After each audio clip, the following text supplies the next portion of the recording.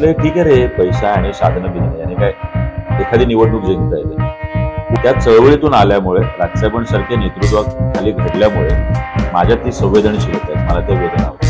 महाराष्ट्र भवन झालं नाही तर मी आंदोलनाला बसेन, मी उपोषणाला बसेन. काही बसले नाही. आम्ही PWDचं ऑफिस केलं. आमच्यातला भगतसिंग जागा, आमच्यातला राजगुरू जागा, आमच्यातलं सुखदेव जागा. हॅशटॅग केलं, आंदोलन केलं. मला पाठीला माझ्या नागिण झाली होती. मी नंतर सांगितलं आत्ता सिडको सोडत कारखाना, कारण त्यावेळेस सांगितलं नाही. पण जोपर्यंत मनसेचे आमदार मोठ्या संख्येने जाणार नाही, जोपर्यंत या महाराष्ट्राची सत्ता आदरणीय राजसाहेब ठाकरे यांच्या हातात येणार नाही, तोपर्यंत याच्यात मोठं परिवर्तन करणं हे अशक्य आहे. आणि हॉस्पिटलला फोन केला, म्हटलं कोर्टाची ऑर्डर आहे, तुम्ही जर नाही दिलं मी कोर्टात खेचन आणि तिथे येऊन बाकीचा तमाशा करेन. आपलेच मुख्यमंत्री होते, आताही 2 आमदार आहेत, त्यांचे मुख्यमंत्री आहे. त्यावेळी सिडकोतल्या अधिकाऱ्यांचे फोन आले नसतील, अरे काय घेऊन बसलाय तुझं सांग. मला एक अधिकारी म्हटले पण होते बोलून, जेव्हा मी तो विषय तापवला होता, राजसाहेब आले होते, अरे तुझं काय अतिक्रमण तोडून टाकेल. म्हटलं काय माझं अतिक्रमणच नाही, माझे वडील इथून उभे राहणार आहेत, तर मी आपलं तिकडे घर घे आणि तिथून उभा राहा. त्याच्या दहीहंडीला आमच्या सेक्टर 50 मोठ्या प्रमाणात मुस्लिम बांधव होते. एक रिक्षावाला होता जो अमराठी आहे, तो मुख्यमंत्र्यांसमोर आला होता, तो रडला तिथे, आमदार म्हणून तू काय रिझल्ट दिलास. आता काही जणांना फोटो जरी दाखवले इथल्या लोकप्रतिनिधींना की यातले पुलं सांगा आणि कुसुमाग्रज सांगा, खाली नाव न टाकतं, तर ते सांगता येणार नाही. 10 वर्षात एखादा माणूस अधिकारी झाल्यानंतर, एखाद्या राजकीय पक्षात आल्यानंतर 10 वर्षात काही परफॉर्मन्स करू शकला नाही. 45 कोटीची शाळा आज आम्ही पर्याय म्हणून समोर उभे आहोत. आम्ही काम केलं. दुसरं वाक्य होतं, महाराष्ट्र सैनिकांनो विधानसभेच्या कामाला लागा. तर मला वाटतं महाराष्ट्रात निश्चितपणे यावेळी बदल दिसेल. इथे असलेले जे प्रस्थापित चेहरे आहेत या सगळ्यांना नवीनकरांनी आजमावून पाहिलं ना, तर काय या 100 पोस्ट आहेत, या 100 पोस्ट मध्ये हा शर्मा आहे, हा वर्मा आहे. ICICI लोंबाडला आम्ही जातोय, तो बिंदास सांगतो 30% फक्त हे आहे. मग आम्ही कॉन्फिडन्स नाही मारायची. आणि सिडकोला नजरेला नजर भिडून का बोलता येत नाही यांना. इथले जे प्रकल्पग्रस्तांचे नेते स्वतःला सांगतात हे सिडकोशी टोकाचं भांडू का नाही शकत आहे, कारण यांनी उलव्या शाळेसाठी प्लॉट घेतलाय, यांनी आणखी कुठे कुठे वेगवेगळ्या ठिकाणी प्लॉट घेतलेले आहेत. नमस्कार, सर्वांचं स्वागत आहे पालिका प्रशासनच्या थेट संवादामध्ये. आज आपल्या सोबत आहे महाराष्ट्र नवनिर्माण सेनेचे शहराध्यक्ष नवी मुंबईचे गजानन काळे साहेब. आणि सर्वांना माहिती आहे की गजानन काळे साहेब हे आमदारकीसाठी महाराष्ट्र नवनिर्माण सेनेमधून इच्छुक उमेदवार आहेत. सध्या मी इच्छुक बोलेल, कारण की पक्षाने तसे काही उमेदवारी घोषित केले नाही. आणि जर मी बोललो की तेच उमेदवार आहे तर त्यांना विनाकारण कृष्णकुंजावरून फटका बसेल, त्याच्यामुळे मी काही तसं बोलणार नाही. आणि तसंही तुम्ही समजू नका प्रेक्षकांनी. तर गजानन काळे साहेब, खूप खूप धन्यवाद. आपण तुमच्या व्यस्त कार्यक्रमामधून आज आम्हाला भेट दिली. आणि सर्वात महत्वाचं म्हणजे तुम्हाला वाढदिवसाच्या अनंत कोटी शुभेच्छा. खूप धन्यवाद. खूप खूप, कारण की तुमचा वाढदिवस आहे आणि ह्या सर्व गोष्टीमध्ये विधानसभा निवडणुका सुद्धा येत आहे 2024च्या, म्हणजे ते आता डिसेंबर पर्यंत ढकलल्या गेलेल्या आहेत. परंतु तुम्ही आमदारकी लढवण्याच्या चक्करमध्ये आहात असं आम्हाला माहिती आहे. म्हणजे तुम्ही सहसा सोडत नाही कोणताही धक्कातंत्र. तर माझा पहिला प्रश्न असा असेल, ठीक आहे, आमदारकी, खासदारकी, नगरसेवक ह्या सर्व गोष्टी होतच, निवडणुका होतच राहतात, पण तुम्ही एकमेव नेता आहात नवी मुंबईतला आपल्या, जे खूप कमी वयामध्ये ज्यांनी खूप चांगल्या प्रकारे लिफ्ट घेतली सामाजिक, सांस्कृतिक आणि राजकीय क्षेत्रामध्ये. तरी तुमची राजकीय, सामाजिक, सांस्कृतिक जडणघडण जी आहे ती कशी झाली, म्हणजे सुरुवात कशी झाली आणि त्याचं श्रेय तुम्ही कोणाला देताल सांगा, जरा विस्तृतपणे सांगा. कारण की कसं आहे की मला प्रेक्षकांनाही सांगायचं आहे की आपल्याला जर नवी मुंबईतून जर कोणता आमदार पाठवायचा असेल तर तो कसा असावा आणि त्याच्याकडे कोणत्या प्रकारची कॅपॅसिटी असली पाहिजे सर्वांगीण, हे नवी मुंबईकरांना पण कळू दे. त्याच्यामुळे हा माझा प्रश्न असेल. नाही, सर्वप्रथम तुमच्या इथे तुम्ही बोलवलात, मी मनापासून आभार मानतो. मुळात माझा प्रवास हा एक सामाजिक चळवळीतून झालेला आहे. मी काही मूळ राजकारणी नाहीये. मी छात्रभारती संघटनेत होतो, त्या छात्रभारती विद्यार्थी संघटनेतून माझा प्रवास होत गेला. तुमचा वारसा बिरसा नाही असं? अजिबात नाही, वारसा नाहीये. म्हणजे माझ्या घरामध्ये ना माझ्या आईच्या कुटुंबातून ना माझ्या वडिलांच्या कुटुंबातून कोण सरपंच नाही आणि कोण ग्रामपंचायत सदस्य पण नाही. आम्ही थेट चळवळीतून आलो. विद्यार्थी चळवळीत कॉलेजमध्ये होतो, विद्यार्थी चळवळीत छात्रभारतीत आलो, छात्रभारतीतून या महाराष्ट्रात अनेक लढे दिले. म्हणजे मला आठवतं की माझं पहिलं आंदोलन आयुष्यातलं एक आय थिंक 1.5-2 लाख मुलांना FYला फर्स्ट इयरला महाराष्ट्रामध्ये प्रवेशासाठी जागा नव्हत्या. आणि मी नुकतंच छात्र भरतीत आलो होतो. म्हटलं की आपण असं आंदोलन करायला हवं की जेणेकरून सरकारला जाग येईल. तर काय करायचं? तर मग आमचं असं ठरलं की आपण मुख्यमंत्र्यांच्या बंगल्यावर रात्री 12 वाजता जाऊन धडक द्यायची 50 मुलांनी. आणि मुख्यमंत्री होते विलासराव देशमुख साहेब. आम्ही चर्नी रोडला उतरलो. तिथून चालत चालत आपलं सॅग बिग घेतल्या. एकदम क्रिएटिव्ह आंदोलन होते. मी आय थिंक ग्रॅज्युएशनच्या जवळपास होतो. कॉलेजला होतो. कोणतं कॉलेज? मी आपलं इथे आचार्य कॉलेजला होतो. तर मी आपलं तिथे विचार केला की आपण आंदोलन तसं करू. आम्ही गेलो, आंदोलन केलं बाहेर. आम्हाला अटक झाली. पहिलंच आंदोलन, पहिलीच अटक. आणि त्यानंतर तो प्रश्न सुटला. अगदी आम्हाला सगळ्यांना 14 दिवसाची PC पोलिसांनी मागितली. ओके. जज साहेबांचं मला नाव आठवत नाही. आय थिंक कांबळे की गायकवाड होते. ते म्हणले अरे हे तुमच्या मुलांसाठी पण भांडतायत, पोलिसांच्या मुलांना पण ऍडमिशन मिळालं नाही आणि त्यांना कशाला अटकेत ठेवतात, ती लहान मुलं आहेत सगळी. आणि आमची सुटका झाली. आम्ही 35-40 जण होतो. तर आयुष्यातला सुरुवातच सगळ्या संघर्षाची, प्रवासाची, सामाजिक कामाची आंदोलनं झाली. त्यानंतर स्कॉलरशिपचे लढे असतील, महाराष्ट्रातल्या हॉस्टेलचे लढे असतील, फेरपरीक्षेचे लढे असतील, अशा शैक्षणिक क्षेत्रात अनेक कामं केली. कुठेतरी राजू कर्वेकरांच्या माध्यमातून राजसाहेबांची भेट झाली आणि असं वाटलं की बाबा आपण राजसाहेबांबरोबर जोडले गेलो पाहिजेत. मग तो मराठीचा मुद्दा असेल, महाराष्ट्रातल्या मुलांच्या नोकऱ्यांचा मुद्दा असेल, इतर अनेक मुद्द्यांबद्दल साहेबांची स्पष्ट भूमिका. त्यामुळे आयुष्यातला पहिला पक्ष म्हणजे महाराष्ट्र नवनिर्माण सेना आणि कदाचित शेवटचा पक्ष हा महाराष्ट्र नवनिर्माण सेना. कारण राजसाहेबांनी एवढं उत्तुंग नेतृत्व आज महाराष्ट्रात मला तरी दिसत. त्यामुळे कला, क्रीडा, साहित्य, शिक्षण या सगळ्याची आवड असणारा नेता. त्यामुळे राजसाहेबांकडे आम्ही अधिकृत प्रवेश केला. साहेबांनी विद्यार्थी सेनेची जबाबदारी दिली. काम बघून भविष्यात आता नवी मुंबईची जबाबदारी घेता घेता मला 10 वर्ष होते. पण या 10 वर्षात नवी मुंबईत मनसेची जी बाल्यावस्था होती, आता आम्ही प्रौढ अवस्थेत आलोय. आज आपण बघताय की अनेक ठिकाणी आमचं मोठ्या प्रमाणात आंदोलनं होत आहेत, आंदोलनाला यश मिळतंय, अनेक ठिकाणी शाखा आहेत. त्यामुळे हा गोवंडीच्या एका झोपडपट्टीतून प्रवास करत करत, तिथल्या बैगनवाडी विभागातून प्रवास करत करत, अगदी 10-15च्या खोलीतून प्रवास करत करत माझा हा प्रवास झालेला आहे. त्यामुळे ती जाणीव आहे. जसं आत्ताच आपण नुकतंच म्हणालात की वाढदिवस आहे, तुम्हाला खूप खूप शुभेच्छा म्हणून. त्या चळवळीतून आल्यामुळे, राजसाहेबांसारख्या नेतृत्वाखाली घडल्यामुळे माझ्या ती संवेदनशीलता आहेत, मला त्या वेदना होत्या. आता नुकतंच नवी मुंबईची कन्या, आमची बहिणी अक्षदा मातेवर ज्या पद्धतीने हा माणूस सगळा अन्याय अत्याचार झालाय, तिचा खून झालाय, मी स्वतः असं ठरवलं की सगळ्या महाराष्ट्रात जे चित्र पाहता हे प्रचंड वेदनादायी आहे. त्यामुळे माझा कुठलाही वाढदिवस मी यावर्षी जोपर्यंत फाशीची शिक्षा अक्षताच्या गुन्हेगारांना होत नाही तोपर्यंत साजरा करणार नाही. असं ही संवेदनशीलता मला राजसाहेब ठाकरे सारख्या नेतृत्वाकडून, ही संवेदनशीलता मला चळवळीतून आणि माझ्या सामाजिक कामातून आली. आणि मी तसंच आव्हान आज माझ्याही कार्यकर्त्यांना, पदाधिकाऱ्यांना, हितचिंतकांना करतोय. आपणही वाढदिवसाचे कुठलेही बॅनर लावू नये. मला माहिती आहे तुमचं माझ्यावर प्रेम आहे, तुम्हाला उत्साहात तो वाढदिवस करायचा असतो. पण मला वाटतं की नवी मुंबईत घडलेली घटना अत्यंत वेदनादायी आहे. आणि माणूस पण आपलं जागा ठेवायचं असेल तर आपण कुठल्याही पद्धतीने, बघा अनेक नेते मी बघतोय नवी मुंबईत पण आणि महाराष्ट्रात, हे सगळं घडताना सुद्धा आपल्या वाढदिवसाचं ओंगळवानं प्रदर्शन करणारे नेते आहेत. पण मला त्या मार्गाने जायचं नाही. मी माझ्या कार्यकर्त्यांच्या आग्रहा खातर त्यांनी अगदीच विठुरायाचं स्मरण म्हणून एक कीर्तन सोहळा घेतलाय. मी त्याला जाणार आहे. मी आपल्या माध्यमातून पहिल्यांदाच व्हिडिओच्या माध्यमातून आव्हान करतोय, आपल्या सगळ्या कार्यकर्त्यांनी, पदाधिकाऱ्यांनी तिकडे या. निश्चितपणे मी तुम्हाला भेटेल. पण कुठेही बुके, शाल, श्रीफळ, गिफ्ट कुठल्याही पद्धतीचं आनंद उत्सव मला याच्यामध्ये साजरा करायचा नाही. त्यामुळे अशा पद्धतीने एक झोपडपट्टीतून अत्यंत एका मध्यमवर्गीय सर्वसामान्य कुटुंबातून येऊन माझा प्रवास आता इथपर्यंत आलाय. आणि जसं वंदनीय बाळासाहेबांनी अनेक नेते घडवले, अगदी टपरीवाल्यापासून ते मंत्री पदापर्यंत, तर मी रिक्षावाल्यांपासून ते आता मुख्यमंत्री पदापर्यंत, तर राजसाहेब ठाकरे म्हणजे अगदी एक सर्वसामान्य कुटुंबातून आलेली अनेक मुलं. म्हणजे संदीप देशपांडे आमचे नगरसेवक आणि गटनेते आणि विरोधी पक्षनेते असतात मुंबई महानगरपालिकेत, म्हणजे ज्यांचा कुठलाही प्रवास नाहीये.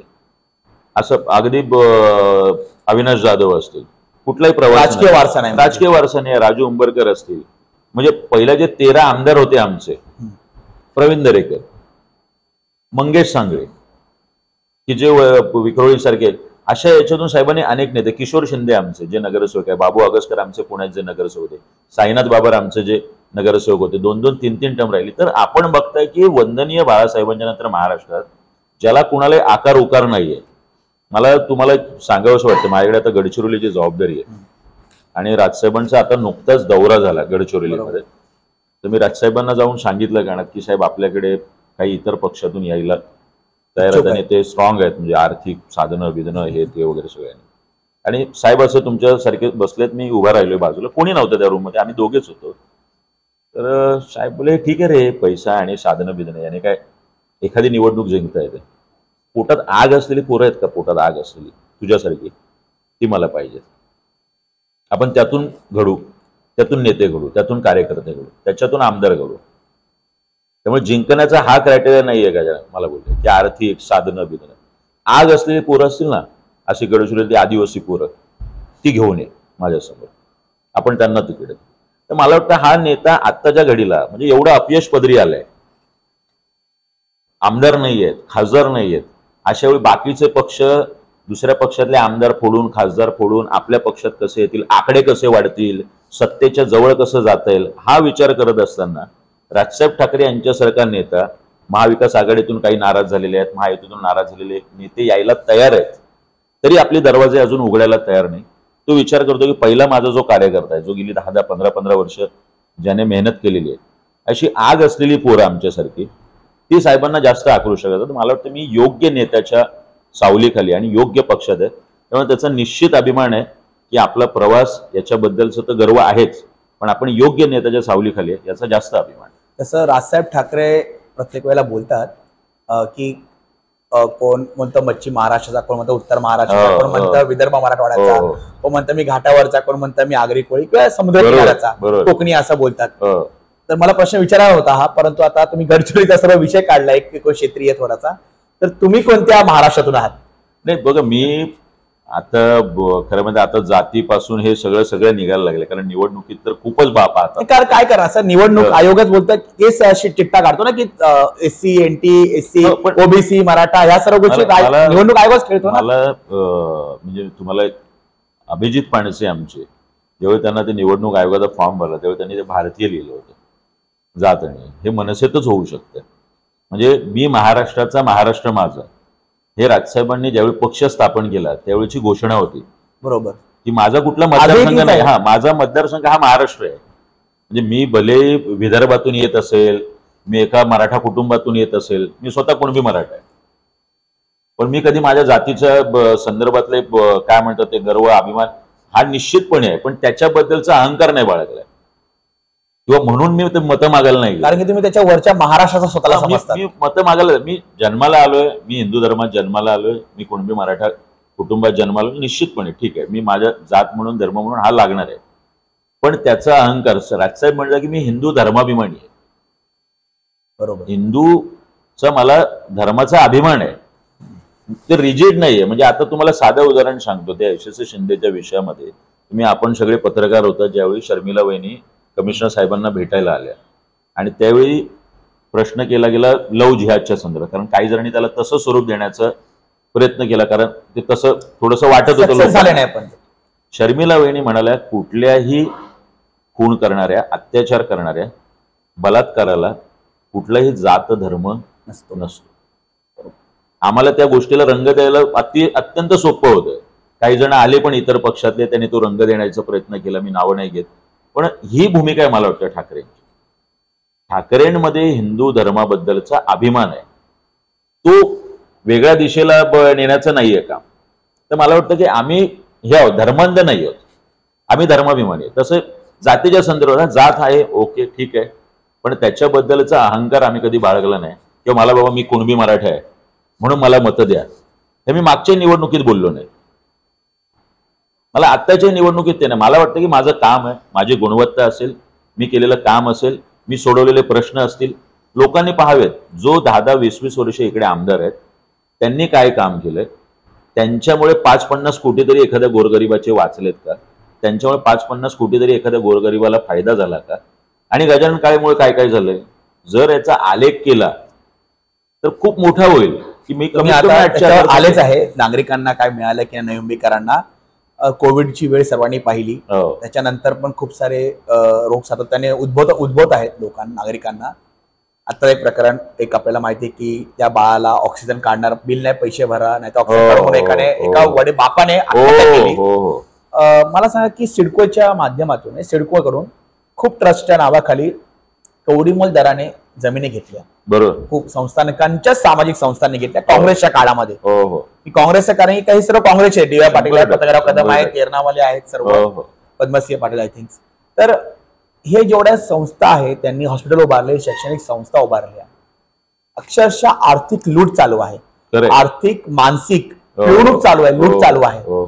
सत्ताधारी याच्याकडे अक्षरशः दुर्लक्ष करत आहे कारण की ते लोकांचा व्यवहार आहे त्यांच्यासोबत, तो गैर असू दे किंवा सकारात्मक असू दे. कारण की मी अद्यापही बघितल्या नाही इथल्या सत्ताधाऱ्यांना किंवा इथल्या सो कॉल्ड स्थापित नेत्यांना, राजकीय नेत्यांना, की त्यांना कधी कोणताही रोग झाल्यावर ते महानगरपालिकेच्या हॉस्पिटलमध्ये कधीच गेले नाही. ते याच मोठ्या मोठ्या अपोलो, फोर्टिस किंवा त्या तेरणा, डी.वाय. पाटील सारख्या ट्रस्टच्या सेक्शनमध्ये नव्हे तर प्रायव्हेट जे हॉस्पिटल आहे त्यांचे त्याच्यामध्ये जाऊन त्यांनी उपचार घेतलेला आहे. तर या सर्व आर्थिक पिळवणूक, सामान्य जनतेची आर्थिक पिळवणूक आणि एकूणच कोविडचा आपण बघितलेला तो वेळ, तो कालावधी, या संदर्भात तुमचं काय म्हणणं आहे? तिथं आग लागत नाही का तुमच्या पोटामध्ये? तुम्ही पण मध्यंतरी त्या हॉस्पिटलचं केलेलं काहीतरी, पण ते सातत्य काय नाही? कोविडमध्ये म्हणजे आमच्याकडे म्हणजे कोविडमध्ये आमच्या शाखा चालू होत्या, लोकांच्या शाखा बंद होत्या नवी मुंबईत. तर नगरसेवक पण घरात होते, आमदार तर अजून घरात होते, त्यातल्या त्यात काही राजकीय नेते दर आठवड्याला महापालिका आयुक्तांना जाऊन भेटणे, याच्या पलीकडे कुठलाही कार्यक्रम नव्हता.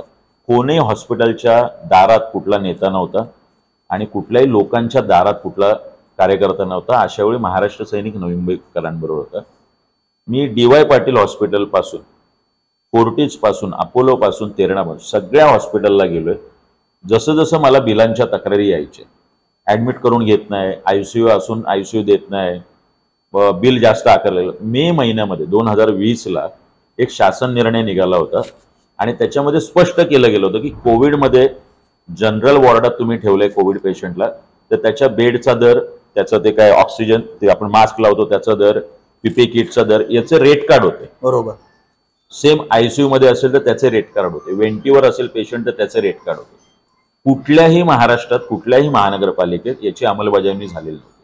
मी डी.वाय. पाटीलचा विषय घेतला, त्याच्या सगळीकडे बातम्या आल्या होत्या की डेड बॉडी दिली जात नाही, हे नाही ते नाही. म्हणजे मी डी.वाय. पाटीलला हे केल्यानंतर अनेकांनी मला सांगितलं, अरे डी.वाय. पाटील अमुक आहे. तर मग आता ते काय मला माहिती आहे, अपोलो ह्या सगळ्या गोष्टींच्या संदर्भात मी अभिजित बांगर साहेबांना, त्यावेळेचे तत्कालीन महापालिका आयुक्त, मी जुलै ऑगस्टला त्यांना सांगितलं की तुम्ही मे पासून जी बिलं रिलीज झालेली आहे त्यांचं तुम्ही ऑडिट केलं पाहिजे आणि यानुसार ते आहे की नाही बिल आकारलेलं, आणि अतिरिक्त जर आकारलेलं असेल तर लोकांना त्यांचे पैसे परत मिळाले पाहिजे. बरोबर. नवी मुंबई एकमेव महानगरपालिका आहे की आम्ही मागणी केली, आंदोलन केलं, लावून धरला विषय. 3.5 ते 4 करोड रुपये नवी मुंबईकरांना परत मिळाले. परत कोणी परत दिले? रिलायन्स हॉस्पिटलने.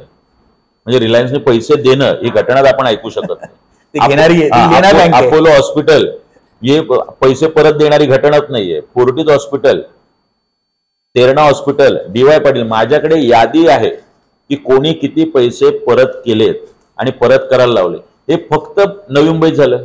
म्हणजे याचा अर्थ या हॉस्पिटलच्या मुजोरीबद्दल फक्त आम्ही बोलतोय. इथले जे सत्ताधारी आहेत ज्यांनी वर्षानुवर्ष 5-25 वर्ष सत्ता इथे उपभोगली, अहो नवी मुंबई महानगरपालिकेच्या संदर्भ रुग्णालयात काय आहे? साध्या एमआरआयची सुविधा नाही, साध्या सिटी स्कॅनची सुविधा नाही, ट्रान्सप्लांट. माझा तर एक मित्र आलाय, त्याचं वाशीमध्ये एका मित्राला त्याच्या जे काय किडनी का लिव्हर ट्रान्सप्लांटचा विषय, नवी मुंबईत सुविधा नाहीये. कळव्याच्या हॉस्पिटलला जावं लागतं महानगर. नाहीतर अपोलोला बिल किती? 28 लाख रुपये सांगितलं. तो एकुलता एक सर्वसामान्य कुटुंबातून एक काय ते JN1 JN2 मध्ये राहणारे ते कुटुंब सगळं वाशीतलं, त्याने अपोलोचे 28 लाख रुपये कुठून आणायचे? या सुविधा नवी मुंबई तुम्ही म्हणताय एवढं प्रतिष्ठित शहर, एवढं 4-5 हजार कोटीचं बजेट, आपलं महानगरपालिकेचं हॉस्पिटल हे सुपर स्पेशालिटी सुविधा देऊ शकत नाही. स्थानिक आमदारांनी दोन्ही पण सातत्याने ते पाठवत असतात की आम्ही 1 लाख रुपयाची मदत केली सीएम फंड मधून, ह्याच्यातून केली. मग ते काय? माझं काय म्हणणं, 28 लाखात कुठेतरी सीएमने 2-2.5 लाख सीएम फंडातून देणं हे काय फार मोठी उपकाराची गोष्ट झालेली नाही. बरं, ते पण आपले त्यांचे खिशातले पैसे नाही त्यांच्या. पैसे टॅक्स पेअरचे. बरोबर. तुम्ही अर्धी जागा फोर्टीजला देऊन टाकली. वाशीची तुम्ही अर्धी जागा महानगरपालिकेची कुणाला विचारून फोर्टीजला देऊन टाकली. बरं, देऊन टाकल्यानंतर तुमचा करार आहे ना की 10%, 5% बाबा जागा हे होणार आहे. तुम्ही अख्खी लिस्ट काढा. राजकारणी नवी मुंबईतले नगरसेवक यांच्या घरातल्या लोकांनी याचा फायदा घेतलेला, मी स्पष्ट आरोप करतो. आणि जर हिंमत असेल महानगरपालिका आयुक्तांमध्ये, प्रशासनामध्ये, तर ही यादी जाहीर करावी नवी मुंबईकरांनी की ह्या सगळ्या मंडळींनी. कारण हे याचे साधा बोर्ड फोर्टीज हॉस्पिटलच्या बाहेर नाहीये की जर नवी मुंबईकरांना सुपर स्पेशालिटी सुविधा अत्यंत कमी दरात किंवा शुल्क न आकारता पाहिजे असेल तर तुम्ही तुमचं आधार कार्ड घेऊन या. याचं महानगरपालिकेच्या प्राथमिक आरोग्य केंद्रात बोर्ड नाही, याचं महानगरपालिकेच्या कुठल्याही वॉर्ड ऑफिसच्या बाहेर बोर्ड नाही, याचं फोर्टीज हॉस्पिटलच्या बाहेर. तुम्ही का जनजागृती करत नाही? याचा अर्थ ही स्कीम फक्त राजकारण्यांना कळावी, ही स्कीम फक्त नगरसेवकांना माहिती पाहिजे. म्हणजे मी विचारेन कुठल्याही सिडकोच्या सोसायटीमध्ये आपण गेलो तर तुम्हाला ही स्कीम माहिती आहे का फोर्टीजची? फोर्टीजवाले सांगत नाहीत, महानगरपालिकेवाले सांगत नाही, महानगरपालिका आरोग्य अधिकारी, मुख्य आरोग्य अधिकारी सांगत नाही, अतिरिक्त आयुक्त सांगत नाही, आयुक्त सांगत नाही, इथले नगरसेवक सांगत नाही. नगरसेवक फक्त त्यांच्या आजूबाजूचे जे चेले चपाटे आहेत त्यांच्यासाठी फक्त तिथे हे देणार काय ते याला ऍडमिट करून घ्या, त्याला ऍडमिट करून घ्या. जागा दिली वर ह्या गोष्टी पण होत नाही. मला वाटतं इतकं बेसिक आहे. आज आपलं नेरूळचं हॉस्पिटल काय परिस्थिती आहे, ऐरोलीचं जे हॉस्पिटल आपलं जे माता बाल रुग्णालय होतं किंवा काय, तिथल्या सगळ्या भगिनींना आपल्या वाशीला यावं लागतं. आरोग्य व्यवस्थेचं तुम्ही वाटोळं केलंय. आणि जे Apollo, forties, Terna, DY Patil किंवा रिलायन्स किंवा MGM यांचे दर लोकांना परवडत नाहीयेत. लोकांना वाटतं की माझा एखादा गेला अपोलोला 25 लाखाच्या 10 लाखाच्या खाली बिलं नाहीयेत. बरं, सगळ्यांच्या पॉलिसी असतात का? बरोबर. बरं, तुम्ही प्लॉट कोणी दिले? तुम्ही प्लॉट दिलेत, मुद्रांक शुल्क. DY पाटलांनी कितीतरी प्रॉपर्टी टॅक्स अजून भरलेला नाही 1 करोडचा. आमच्या त्या सविनय मात्रेने काढलेली माहिती. बरं, त्यांना कोण विचारणार नाही. तुकाराम मुंडेने केलं होतं ना पार्किंगच्या पासून सगळ्याचं कारवाई, नंतर ती थांबली. हा भाग वेगळा. म्हणजे मुंडेंसारखे पाहिजे होतं का? तर पाहिजे आयुक्त असं. आणि या विधिमंडळात पण प्रश्न विचारला गेला कोण? आता तेरणामध्ये आपल्या एवढ्या संवेदना मेल्यात की एक बाप सुसाईड नोट लिहितोय आणि सांगतोय की माझ्या मागे बिलाचा तगादा लावलाय, माझा मानसिक छळ केलाय आणि त्यामुळे मी आत्महत्या करतोय. तेरणावर गुन्हा दाखल झालाय. कोणी ज्याने ते बोलले त्यांना तगादा लावलाय तो माणूस आज अटकेत आहे. आम्ही या विषयासंदर्भात आयुक्तांना पत्र दिलं. आमच्या सचिन कदम या सगळ्या मंडळींनी धाव घेतला त्या सगळ्या विषयासंदर्भात. काही नाही. इथले आमदार काय बोलत नाही, इथले काय खासदार कोण बोलत नाही, इथले नगरसेवक काय बोलत नाही. तर तेरणाला यांचे ऍडमिशन्स होत असतात, तेरणाला यांच्या घरचे जवळचे जात असतात.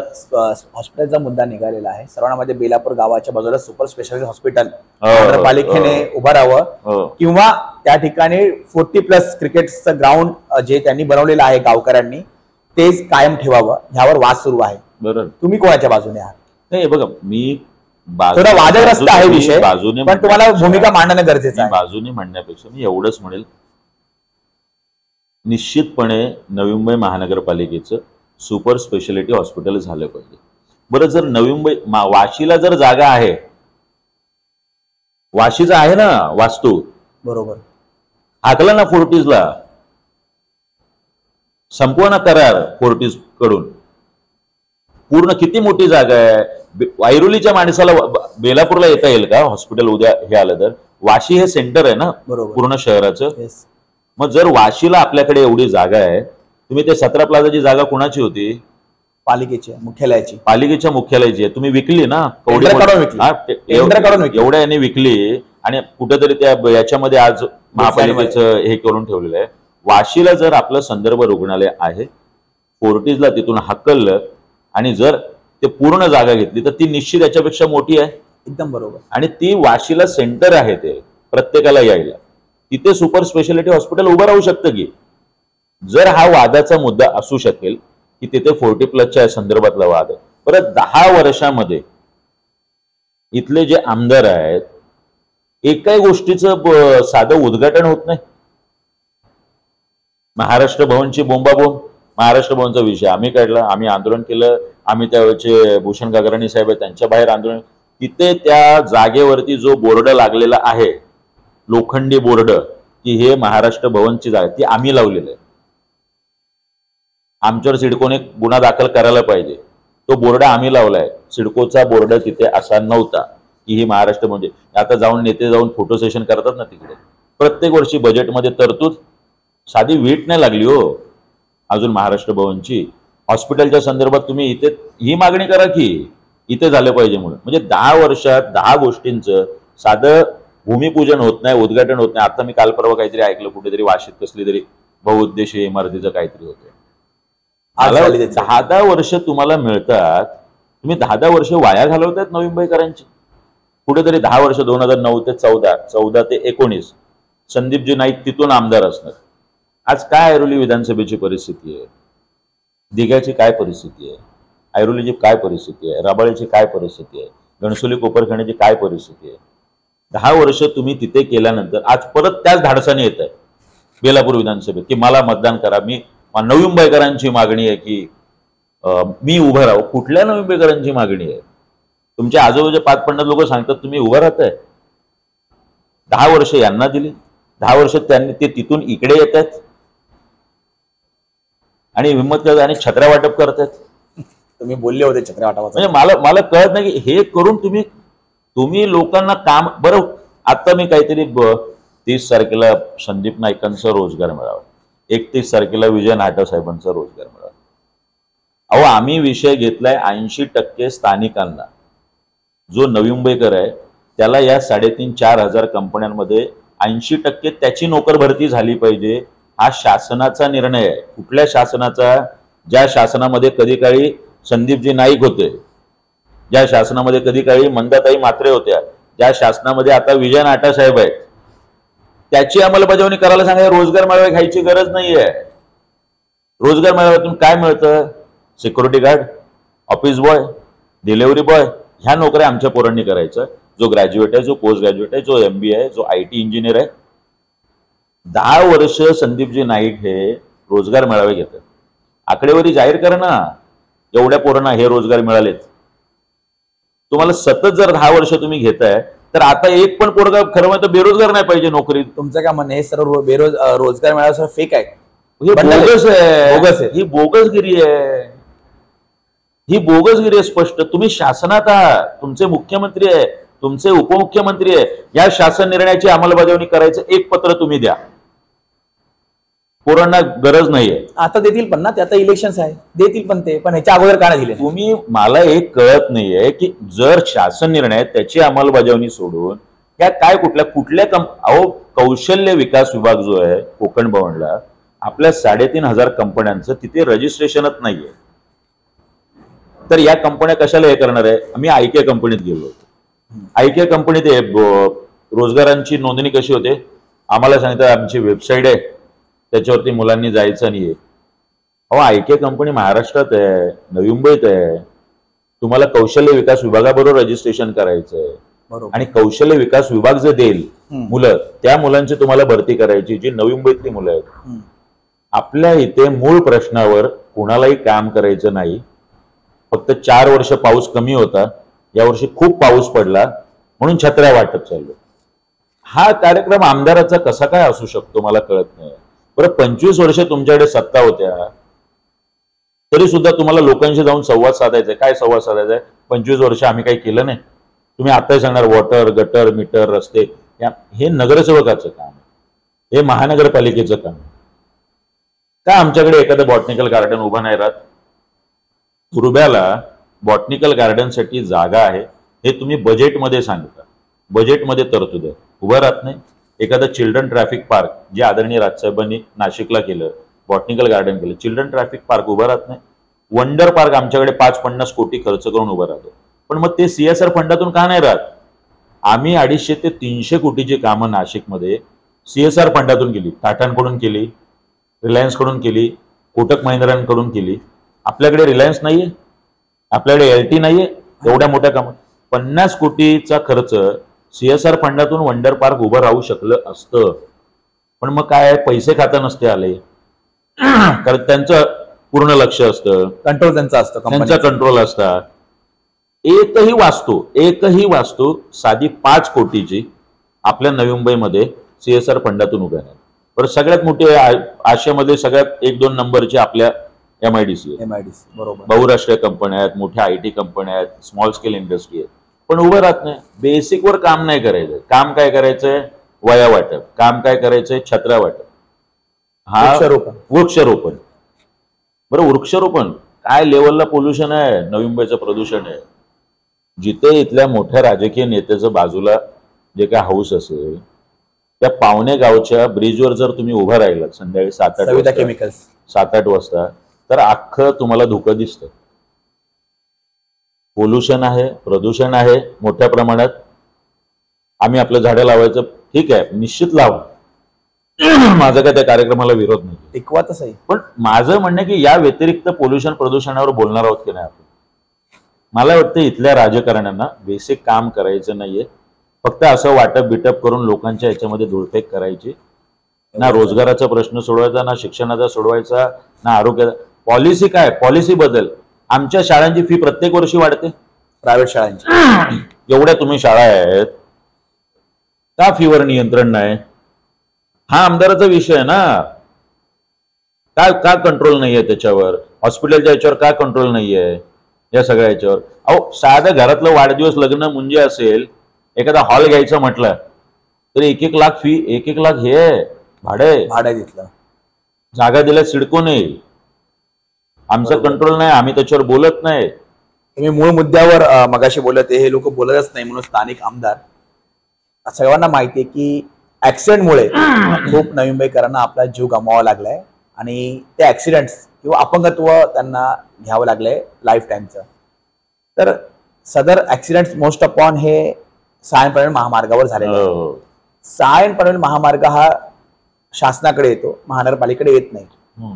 त्याच्यावर आणि त्याच्यावर असणाऱ्या टोल नाक्यावर फक्त पत्रव्यवहार जातात, कागदपत्र असतात, ते म्हणजे आपण कागदी घोडे नाचवले जातात. म्हणजे मी पत्रकार क्षेत्रामध्ये 2007 साली आलो, तेव्हापासून हा प्रश्न मी बघतोय. नवी मुंबईकरांसाठी वाशीचा आणि ऐरोलीचा टोल नाका रिलीफ मिळाला त्यांना, त्या टोल नाक्यातून आर्थिक रिलीफ ना, फिजिकल आणि मेंटली रिलीफ त्या सायन पनवेलच्या रस्त्याच्या जी दुरवस्था आहे त्याच्यातून मिळालं. आणि या संदर्भात कोणतेही आमदार, दोन्ही आमदार बोलत नाही. तुम्ही तरी बोलणार आहात की नाही? किंवा तुम्ही, कारण की मी विचारतो या ठिकाणी, तुम्ही मध्यंतरी खूप ते ऑफिस उघडलेलं, तिथं मोटरचे सर्वेक्षण केलं, सर्व केलं, तुमचा प्रत्येक ठिकाणी हात आहे, तुम्ही किमान घाटू. पण त्याविषयी तुमची भूमिका काय असेल भविष्यामध्ये? मला तर आता 15-20 दिवसापूर्वी कोल्हापूरला काँग्रेसवाले टोल नाक्याचं आंदोलन करताना दिसले. पृथ्वीराज चव्हाण, सतेज पाटील. अरे तुम्ही सत्तेत होता. म्हणजे ज्यावेळी आम्ही टोल नाक्याचं आंदोलन केलं, आदरणीय राजसाहेब ठाकरे सगळ्या महाराष्ट्रातल्या संपादकांना घेऊन, महत्वाच्या बुद्धिजीवींना घेऊन, जे टोल अभ्यासक आहेत शिरोडकर वगैरे, यांना घेऊन, मुख्यमंत्री होते पृथ्वीराज चव्हाण, मुख्यमंत्री होते अशोक चव्हाण, या सगळ्या मंडळींबरोबर बसले आणि तुम्हीच कोल्हापूर टोल, अमुक टोल, तमुक टोल. ज्यावेळी तुमच्या हातात सत्ता होत्या त्यावेळी तुम्हाला ते विषय दिसले नाही आणि आता विषय दिसत आहेत, त्यामुळे तुम्ही रस्त्यावर उतरताय. मी वाशी आणि ऐरोली टोलच्या संदर्भात आम्ही 2दा सर्वेक्षण केलं. पहिलं सर्वेक्षण आम्ही प्रत्यक्ष टोलवर बसून केलं. त्याच्या संदर्भात राजसाहेबांनी याचिका दाखल केल्या. आमच्यामुळे छोटे मोठे काय होईना 65 टोल बंद झाले. हे मोठे टोल बंद झाले नाही, आम्हाला निश्चित माहिती आहे. पण टोल नाक्यामुळे जो पहिल्यांदा लोकांना विषयच वाटत नव्हता, तुम्ही तुमची गाडी घेऊन गेलात की पैसे काढायचे 30, 35, 40 रुपये द्यायचे. कुणाला वाटत नव्हतं की याच्यामध्ये लूटमार आहे. राजसाहेबांनी ज्यावेळी विषय घेतला त्यावेळी लोकांना, अरे इथं लूट आहे, अग्रीमेंट संपलंय, रोज जर एवढ्या गाड्या जात आहेत, अरे इथे टॉयलेट पाहिजे, इथे क्रेन पाहिजे, अरे इथे अँब्युलन्स पाहिजे, इथे ही सुविधा पाहिजे, अरे हे टोलचा जी एवढ्यापर्यंतचा रस्ता आहे तो टोलवाल्यांनी नीट केला पाहिजे. किमान आमच्यामुळे त्याच्यामध्ये हळूहळू ट्रान्सपरन्सी, हळूहळू ते मुद्दे लोकांना. बघा, मी प्रमोद महाजन साहेबांचं एक भाषण ऐकलं होतं, मी ऑडिओ कॅसेटमध्ये माझ्याकडे ते भाषण होतं. ते म्हणाले, आम्ही विरोधी पक्षात आहोत, सत्ताधाऱ्यांच्या चुकीच्या गोष्टीला विरोध करणे हे आमच्या हातात आहे, तो प्रश्न सोडवणे हा आमच्या हातात नाहीये, कारण आम्ही सत्तेत नाहीये. एक टप्प्यानंतर प्रशासनाला माहिती आहे की आम्ही सत्तेत नाही, त्यामुळे तो आमचं ऐकत नाही, किंवा आमच्याकडे ते सहीचे अधिकार नाहीयेत की उद्यापासून टोल बंद बंद. आम्ही 2-2, 5-5, 7-7, 10-10 वर्ष माझ्यावर टोल नाक्यात, म्हणजे एकूण माझ्यावर 22 केसेस आहे आंदोलनाच्या, त्यातल्या 4 केसेस माझ्यावर टोल नाक्यात. मी 2 ते 4 दिवसाचा तुरुंगवास भोगलेला आहे नवी मुंबईकरांच्या. अनेक विषयात भोगला, ह्याही विषयामध्ये भोगला. आम्ही आंदोलन करतोय, आम्ही सतत 15 दिवस आम्ही टोल नाक्याचं सर्वेक्षण केलं, त्याचा सगळा अहवाल राजसाहेबांना दिला. नाही म्हणता म्हणता जर आपण अंदाज घेतला तर त्याचे सगळे पैसे वसूल झालेत त्या ब्रिजचे दोन्ही वाशी आणि ऐरोली, आणि हे टोल नाका बंद केला पाहिजे, पण टोल नाके बंद होत नाही. आम्ही हे सगळं सर्वेक्षण दिलं तरी टोल नाके बंद होत नाही. म्हणजे याचा अर्थ जो इथे या सत्तेवर येतो त्याचा या टोल नाक्यावाल्यांची आर्थिक लागेबांधे आहेत ना. बरं, आम्ही किमान मांडला, आम्ही सर्वेक्षण केलं, आम्ही आंदोलन केलं, आम्ही तुरुंगवास भोगला, आम्ही रास्ता रोको केलं. इथले आमदार डास मारल्याची केस नाही हो यांच्यावर. लोकांसाठी महाराष्ट्र भवन झालं नाही तर मी आंदोलनाला बसेन, मी उपोषणाला बसेन, काही बसले नाहीत. हे प्रदूषणात हे नाही झालं तर मी आव करेल. हे यांच्या कपड्यांची इस्त्री सुद्धा मोडत नाही.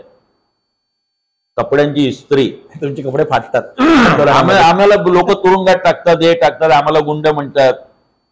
आम्ही लोकांसाठी लढतोय, आम्ही लोकांसाठी भांडतोय. सायन पनवेल हायवे आम्ही PWDला जाऊन निवेदन दिलं. नंतर पावसामध्ये आम्ही PWD तुर्ब्याच्या ऑफिसच्या बाहेर शांततेने आंदोलन केलं. बरोबर. एक कॉन्स्टेबल त्या सगळ्या ब्रिजवर त्याचा मृत्यू झाला. त्या रागाने दुसऱ्या दिवशी आम्ही PWDचं ऑफिस फोडलं. तुम्हाला आठवत असेल, PWD ऑफिस फोडलं. आमचं नितीन खानविलकर, आमचं बाबा खाडे, ही सगळी पोरं, आमचं श्याम डमाले, 5 ते 6 जण 2 दिवस त्या तळोजा जेलला होते. एक चांगलं झालं त्याच्यानंतर की आमच्यामुळे एक 40-45 कोटी त्या दुरुस्तीसाठी आले. आज जर तुम्ही बघाल, 5-7 वर्षापूर्वी सायन पनवेलची जी अवस्था होती, आज 70-80% किमान सिमेंट कॉन्क्रिटीकरण झालेलं आहे. म्हणजे जे खड्डे 100% होते आता 20%वर आहे. म्हणजे तो जो मुद्दा आहे 40-45 कोटी आमच्यामुळे मंजूर झाले, हे आमच्यामुळे झालंय, आमच्या आंदोलनातून झालंय ना. आम्ही सत्तेत ना, आम्ही आमदार ना, आम्ही खासदार ना, आम्ही नगरचे. आम्ही फक्त निवेदनावर नाही थांबलो. मी म्हटलं की चला आपल्याला हे, आणि राजसाहेब म्हटले की जर खड्डे दिसणार असतील, राजसाहेबांचं तात्काळ आंदोलनानंतर प्रतिक्रिया आली तर माझ्या मुलांचं आंदोलन पण दिसेल. ही प्रतिक्रिया होती माझ्या नेत्याची. आम्हाला तो राग येतो, आम्हाला ती चीड आहे, आमच्यात ती रग आहे. अजून आम्ही प्रस्थापित झालेलो नाही. राजसाहेब म्हणतात ना की माझ्याबरोबर विस्थापित आहे. बरोबर. की आम्हाला वाटतं की हा अन्याय आहे, हा अत्याचार आहे, तर आपण याच्या विरोधात बोललं पाहिजे, याच्या विरोधात आपण आंदोलन केलं पाहिजे, टोकाचं आंदोलन केलं पाहिजे, टोकाचा तुरुंगवास भोगला पाहिजे. आमच्यातला भगतसिंग जागा आहे, आमच्यातला राजगुरू जागा आहे, आमच्यातलं सुखदेव जागा आहे. आम्ही केलं. आज 80% तरी किमान ते तुम्हाला दिसतात की बाबा खड्डे नाहीयेत. नक्की आहे 10-20% आहेत. आमचं त्याच्या संदर्भात मागच्या वेळी तुम्ही अधिकाऱ्याला उभं केलं होतं त्या PWDच्या बाहेरच, त्याच्या PWDच्या ऑफिसच्या बाहेरच मोठा खड्डा आहे. मी म्हटलं हे इथे आहे, ते पवार म्हणून कोणीतरी PWDच्या आधी. विषय काय होतो, किती दिवस आम्ही आंदोलनं करायची आणि किती दिवस आम्ही सातत्याने वर्षानुवर्ष तुरुंगवास भोगायचो, किती दिवस आम्ही कोर्टाच्या फेऱ्या मारायच्या. आमचं काम धंदा व्यवसाय नोकऱ्या सगळ्या बघून, कुटुंब बघून आम्ही किती दिवस हे करायचे. मला वाटतं की जर आम्ही सत्तेत नाही आहोत, आम्ही विरोधी पक्षात आहोत, आणि आम्ही ह्या सगळ्या तरुण मुलांनी सातत्याने नवी मुंबईकरांसाठी तुरुंगवास भोगलाय, आंदोलनं केली, केसेस घेतलेले आहेत, प्रश्न सोडवले, जे आमच्या आवाक्या बाहेरचे होते. आमदार नसताना खासदार तुम्ही संधी देणार आहात की नाही, माझं नवी मुंबईकरांना हे म्हणणं आहे. हे दुःख आहे का, हे भावनिक? भावनिक होत आहे. मला हे भावनिक काय माहितीये का, की माझ्या मागे माझ्या बापाचं नाव नाहीये म्हणून मी आमदार व्हायचं नाही. माझ्या मागे एक विशिष्ट काय म्हणतात ते, माझ्या पक्षाचा पंतप्रधान नाहीये, माझ्या पक्षाचा मुख्यमंत्री नाहीये म्हणून मी आमदार व्हायचं नाही. आम्ही 10-10 वर्ष काम करतो, तर नवी मुंबईकरांनी ही संधी का द्यायला नको? बरं, आम्हाला दिल्याने आम्ही नाही केलं तर नाहीच येणार ना तुमच्याकडे परत. ज्यांना तुम्ही 10-10, 20-20 वर्ष तेच चेहरे, तीच माणसं. अहो, सिडको सोडत धारकांचे 600 कोटी रुपये वाचवलेत आम्ही.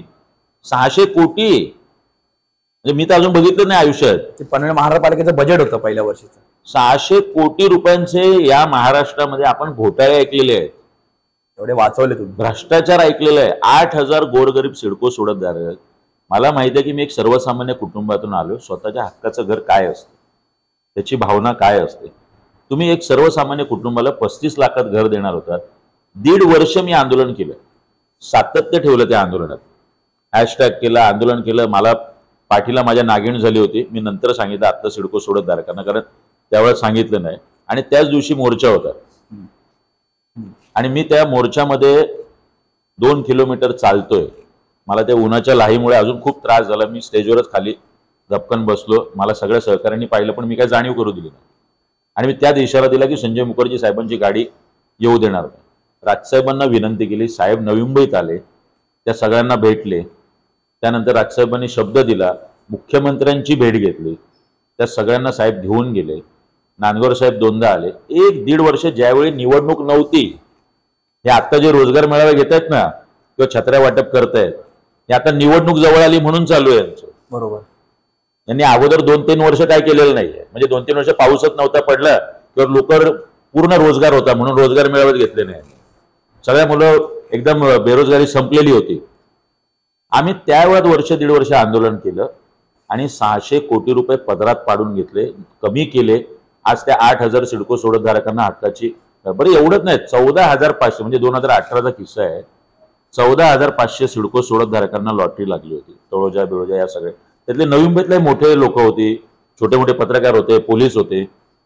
म्हाडामध्ये पंतप्रधान आवास योजनेअंतर्गत जी घरं आहेत त्यांना 1,000 रुपये फक्त मुद्रांक शुल्क होते आणि सिडको 6-6% घेत होते. म्हणजे 18 लाखाच्या घराला तुम्ही पकडलं 6%, तर किमान 1 लाखाच्या वर. बरोबर. 25 लाखाच्या घराला किमान 1.5 लाख. आम्ही ते वाचवले. 14,500 लोकांचे 1 आणि 1.5 लाख म्हणजे 200 कोटी ते 600 कोटी 600 कोटी हे. बरं, जे 1-1.5 वर्ष आम्ही आंदोलन केलं त्यात कुणालाही 1 रुपयाचा EMI पडला नाही. म्हणजे ते EMI जे पकडले तर सिडको सोडतधारकांचे मी आतामध्ये 800 ते 1,000 कोटी वाचवले. 800 ते 1,000 कोटी. आता डोमिसाईल सर्टिफिकेटची अट रद्द केली होती. तुमचे मतदार आहे की नाही हे पण तुम्हाला माहिती नाही. 100%. फक्त ते तो चुकीचा अन्याय अन्याय आहे. आहे, तो गोरगरिबावरचा अन्याय आहे, तो एखाद्याला घर नाकारण्याचा अन्याय आहे. आणि आपण ह्या गरिबांसाठी काम करायचं. आपण ह्या जनसेवेसाठी इकडे आले. डोमिसाईल सर्टिफिकेटची अट रद्द केली सिडकोने. मी तो मुद्दा घेतला, मी ती पत्रकार परिषद. आज डोमिसाईल म्हणजे याचा अर्थ मराठी माणसाला किंवा इथल्या स्थानिकाला जो पिढ्यानपिढ्या इथे राहतोय त्याला तुम्ही डोमिसाईल, शासनाच्या कुठल्याही सेवेमध्ये डोमिसाईल सर्टिफिकेट कंपल्सरी आहे. ती अटच सिडकोने काढली. आम्ही जेव्हा आंदोलन केलं आज ती अट परत टाकायला लागली. आता म्हाडाने ती अट रद्द केली. घरं विकावीत येऊन, म्हणजे कोणी आयरा गायरा नत्तू खायरा यांनी जाऊन घरं घ्यावीत. आमच्या टॅक्सने बांधलेले पैशाने कोणीतरी सायन पनवेल हायवेचे 550 कोटी. विष्णुदास भावे नाट्यगृह कुणामुळे झालं? रिनोव्हेशन. कला, क्रीडा, साहित्य, संस्कृती याच्यामध्ये आम्हाला समजतं. यांनी विष्णुदास भावेंबद्दल 5 शब्द बोलले तर मी ढेंगा घालून जाईल. भावे नाट्यगृह मी जाऊन पाहिलं, आम्ही जाऊन पाहिलं. त्यावेळेचे तत्कालीन आयुक्त होते वाघमारे साहेब. वाघमारे साहेबांना मी विनंती केली की साहेब आपण येऊन बघा AC प्लांटचा कधी ब्लास्ट होऊ शकतो. खुर्च्या नीट बसायला नाहीयेत, वॉशरूम नीट नाहीयेत. नाट्यगृहातून कधी ते पडल्याच्या घटना आल्या होत्या ना, ते रिंग पडल्या वगैरे वगैरे सगळ्या क्लिप त्याच्या निघाल्या. माझ्या आग्रहा खातर ते आले. त्यावेळचे इथले स्थानिक नेते सांगत होते अहो त्यांचा नगरसेवक नाही, त्यांचा आमदार नाही, कोण गजानन काळे. आणि त्यांच्यासाठी एक IAS अधिकारी आयुक्त, मला त्यांनी सांगितलं पण हे खाजगीत. मी म्हटलं साहेब तुम्ही सांगा, हवं तर सिटी इंजिनियरला पाठवा, तुझा मुद्दा चांगला, मी येणार. हे असे आयुक्त होते काही, रामास्वामी साहेबांसारखे, वाघमारे साहेबांसारखे. ते आले, त्यांनी 1-2 तास पाहणी केली आणि त्याच्यानंतर 16 कोटी रुपये मंजूर झाले. आज भावे नाट्यगृह महाराष्ट्रातले जे काही 2-3-4 नाट्यगृह चांगले आहेत त्याच्यात मुक्त बर्वेंनी कौतुक केलं, प्रशांत दामलेंनी कौतुक केलं, अनेक नाट्यरसिक जे आहेत त्यांनी कौतुक केलं, नाट्य कलावंतांनी त्याचं. सायन पनवेल हायवेला पैसे 40-50 करोड, हे 800-1000 कोटी सिडको सोडतधारकांचे. भावे नाट्यगृहाला आमच्यामुळे 12-15-16 कोटी रुपये मिळाले. आपल्या कंत्राटी कामगारांचा विषय, हा मी येणारच होतो त्याच्यावर. कंत्राटी कामगार जे आहेत आपल्या महानगरपालिकेमध्ये, तर त्यांना कायमस्वरूपी सेवेत सामावून घेणे हा राज्यासाकडे हे विषय पडीक आहे, वर्षानुवर्ष पडीक आहे. मला खूप वेळा महासभेमध्ये आम्ही बघितलं, टाळ्या वाजवल्या, महासभेमध्ये तो प्रस्ताव पास केला, भाषा झाली, 2-2 दिवस भाषा झाली. कंत्राटी कामगारांना कायमस्वरूपी केलं. लोक अक्षरशः कंत्राटी कामगारांनी, ठोक मानधनवाल्या कामगारांनी अक्षर पेढे वाटले, दिवाळी साजरी केली, फटाके फोडले मुख्यालयासमोर. म्हणजे साधारणपणे मी प्रत्येक निवडणुकीच्या, महानगरपालिका निवडणुकीच्या अगोदरच्या ज्या 2 महिन्यात महासभा होतात, साधारण डिसेंबर पासून ते जानेवारीपर्यंत हा मुद्दा येतो. 2015 साली पण मी हे बघितलं, 2019 साली पण बघितलं आणि 2009 साली 2010 साली पण सुद्धा बघितलं. परंतु अजूनपर्यंत काही कंत्राटी कामगार सेवेत कायमस्वरूपी झाले नाही महानगरपालिकेच्या.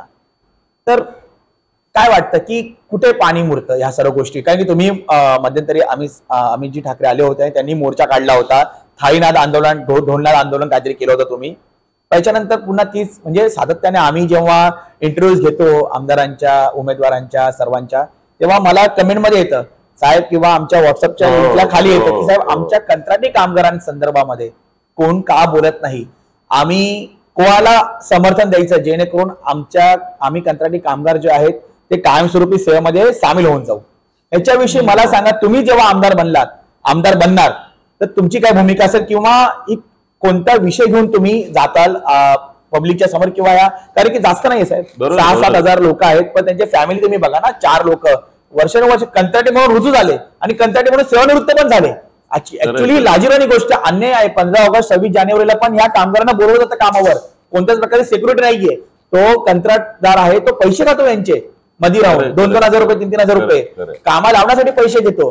तर एकंदरीत तुम्ही त्या कंत्राटी कामगार आहेत, जे ठोक मानधनवाले आहेत, त्यांना तुम्ही असा कोणता आत्मविश्वास देणार की आमदार बनल्यावर मी तुमचं काम करणार म्हणून? नवी मुंबई आहे ना, नवी मुंबई महानगरपालिका पहिली महानगरपालिका आहे की सगळे कंत्राटी कामगार आहेत, म्हणजे जे आपल्या अत्यावश्यक सेवा आहेत. म्हणजे कल्याण महानगरपालिकेत तरी किमान सफाई कामगार हे परमनंट आहेत. मुंबई महानगरपालिकेमध्ये एक लढा लढला गेला, कोर्टाने ते आदेश दिले आणि आपल्याकडे सफाई कामगार पण कंत्राटी पद्धतीवर आहे. बरोबर. पहिली महानगरपालिका आहे की सगळेच्या सगळे कामगार कंत्राटी. काय गरज आहे? ज्यावेळी महानगरपालिका होते तुम्ही त्याच वेळेला निर्णय, बरं यांचे एरियाची रक्कम बाकी होती, मी तुम्हाला सांगतो. नवी मुंबई मनसेची महापालिकेची युनियन जोपर्यंत स्थापन होत नाही तोपर्यंत कुणाला एरियाचा 1 रुपया मिळाला नव्हता. आम्ही पहिला मोर्चा काढला, पहिल्या टप्प्यामध्ये रामास्वामी साहेब आयुक्त होते, त्यांना तो मुद्दा पटला. 45 ते 50 कोटी रुपये कामगारांच्या अकाउंटला आले. आम्ही दुसरा मोर्चा काढला अमित साहेबांना घेऊन, 90 कोटी रुपये कामगारांच्या, म्हणजे जे 10-15 वर्ष वेतनाच्या फरकामधली जी रक्कम होती ती मिळालेली नव्हती कंत्राटी कामगारांना. आमच्या लढ्यानंतर ते 45 आणि 90 असे 135 करोड रुपये, मी 135 करोड सांगतोय, 135 करोड रुपये कामगारांना मिळाले. अहो, आमचा जीव नवी मुंबईमध्ये मनसेचा एवढा ना, आमचा नगरसेवक ना, आमदार ना, खासदार, आम्ही मोर्चा काढतो, आम्ही कामगारांचं संघटन उभं करतो, आम्ही आंदोलन. बरं, या सगळ्या आंदोलनामध्ये एकही कामगारावर एक साधी केस नाही. म्हणजे कुठल्याही पद्धतीने आम्ही कामगार आमच्यामुळे तुरुंगवास भोगावा लागला किंवा कामगाराला कुठली क्रिमिनल केस पडली असं न करता सातत्याने पाठपुरावा, आंदोलन, रस्त्यावरची लढाई, दिंडी मोर्चा, थाळी मोर्चा, अमित ठाकरे साहेब स्वतः त्याला आले. सातत्याने आम्ही आयुक्तांना सांगितलं, अहो तुमचे फोटो लावतील ते देवासारखे. बरोबर. म्हणजे त्यावेळी तर मिसाळ साहेब होते, नंतर ज्यावेळी अमित साहेब आले. हा विषय राज्यशासनाकडे सर पडीक आहे ना, वित्त आयोगाने आक्षेप घेतलेला आहे. काय तो मिळाला ना, ते पैसे मिळाले नाही, एरियाचे पैसे मिळाले. आता हा जो विषय आहे ना, कंत्राटी कामगारांना परमनंट करायचं, माझं म्हणणं आहे इथे जे सत्ताधारी आहेत ते तर सत्तेत होते राज्याच्या आणि केंद्राच्या. बरोबर. जर बाबा नवी मुंबई महानगरपालिकेत सत्ता वेगळ्या माणसाची आणि राज्यात वेगळ्या याची तर आम्ही समजू शकलो असतो. इथले दोन्ही आमदार हे राज्याच्या पण सत्तेत आहेत आणि नवी मुंबई महानगरपालिकेच्या पण सत्तेत आहे. बरं, याच्या अगोदर जो पक्ष होता ते पण सत्तेमध्ये होते, त्यावेळी पण नवी मुंबई महानगरपालिकेच्या सत्तेत होते, केंद्रात पण सत्तेत होते. अडवलं कोणी? म्हणजे करायचंच नाही. माझं म्हणणं आहे अडवलंय कोणी. काय होतं मी तुम्हाला गंमत सांगतो. मी एक विनोद ऐकला होता तेव्हा मी यावेळी जर तुमच्या समोर आलोय विधानसभेला आणि त्या विधानसभेमध्ये पाण्याचा प्रश्न आहे, तर मी तुम्हाला पाणी देणार. मग पाणी देणार म्हणजे काय, हा 5 वर्ष कशी काढतो, पहिला पाईपलाईन टाकतात, मग नंतर आता मी तुमच्या पाणी घरापर्यंत देणार, तोपर्यंत काय पाणी आलेलं नाहीये. मग नंतर ती हापशी बिपशी लावणार, नळा येणार, मी आता पाणी देणार, मग ते टँकरने पाणी पुरवायचं, अशी 25 वर्ष काढायच्या नंतर पाणी आणायचं आणि ते येणार की नाही याची गॅरंटी नाही. सातत्याने काही प्रश्न प्रलंबित ठेवणं इथल्या राजकारण्यांना आवडतं.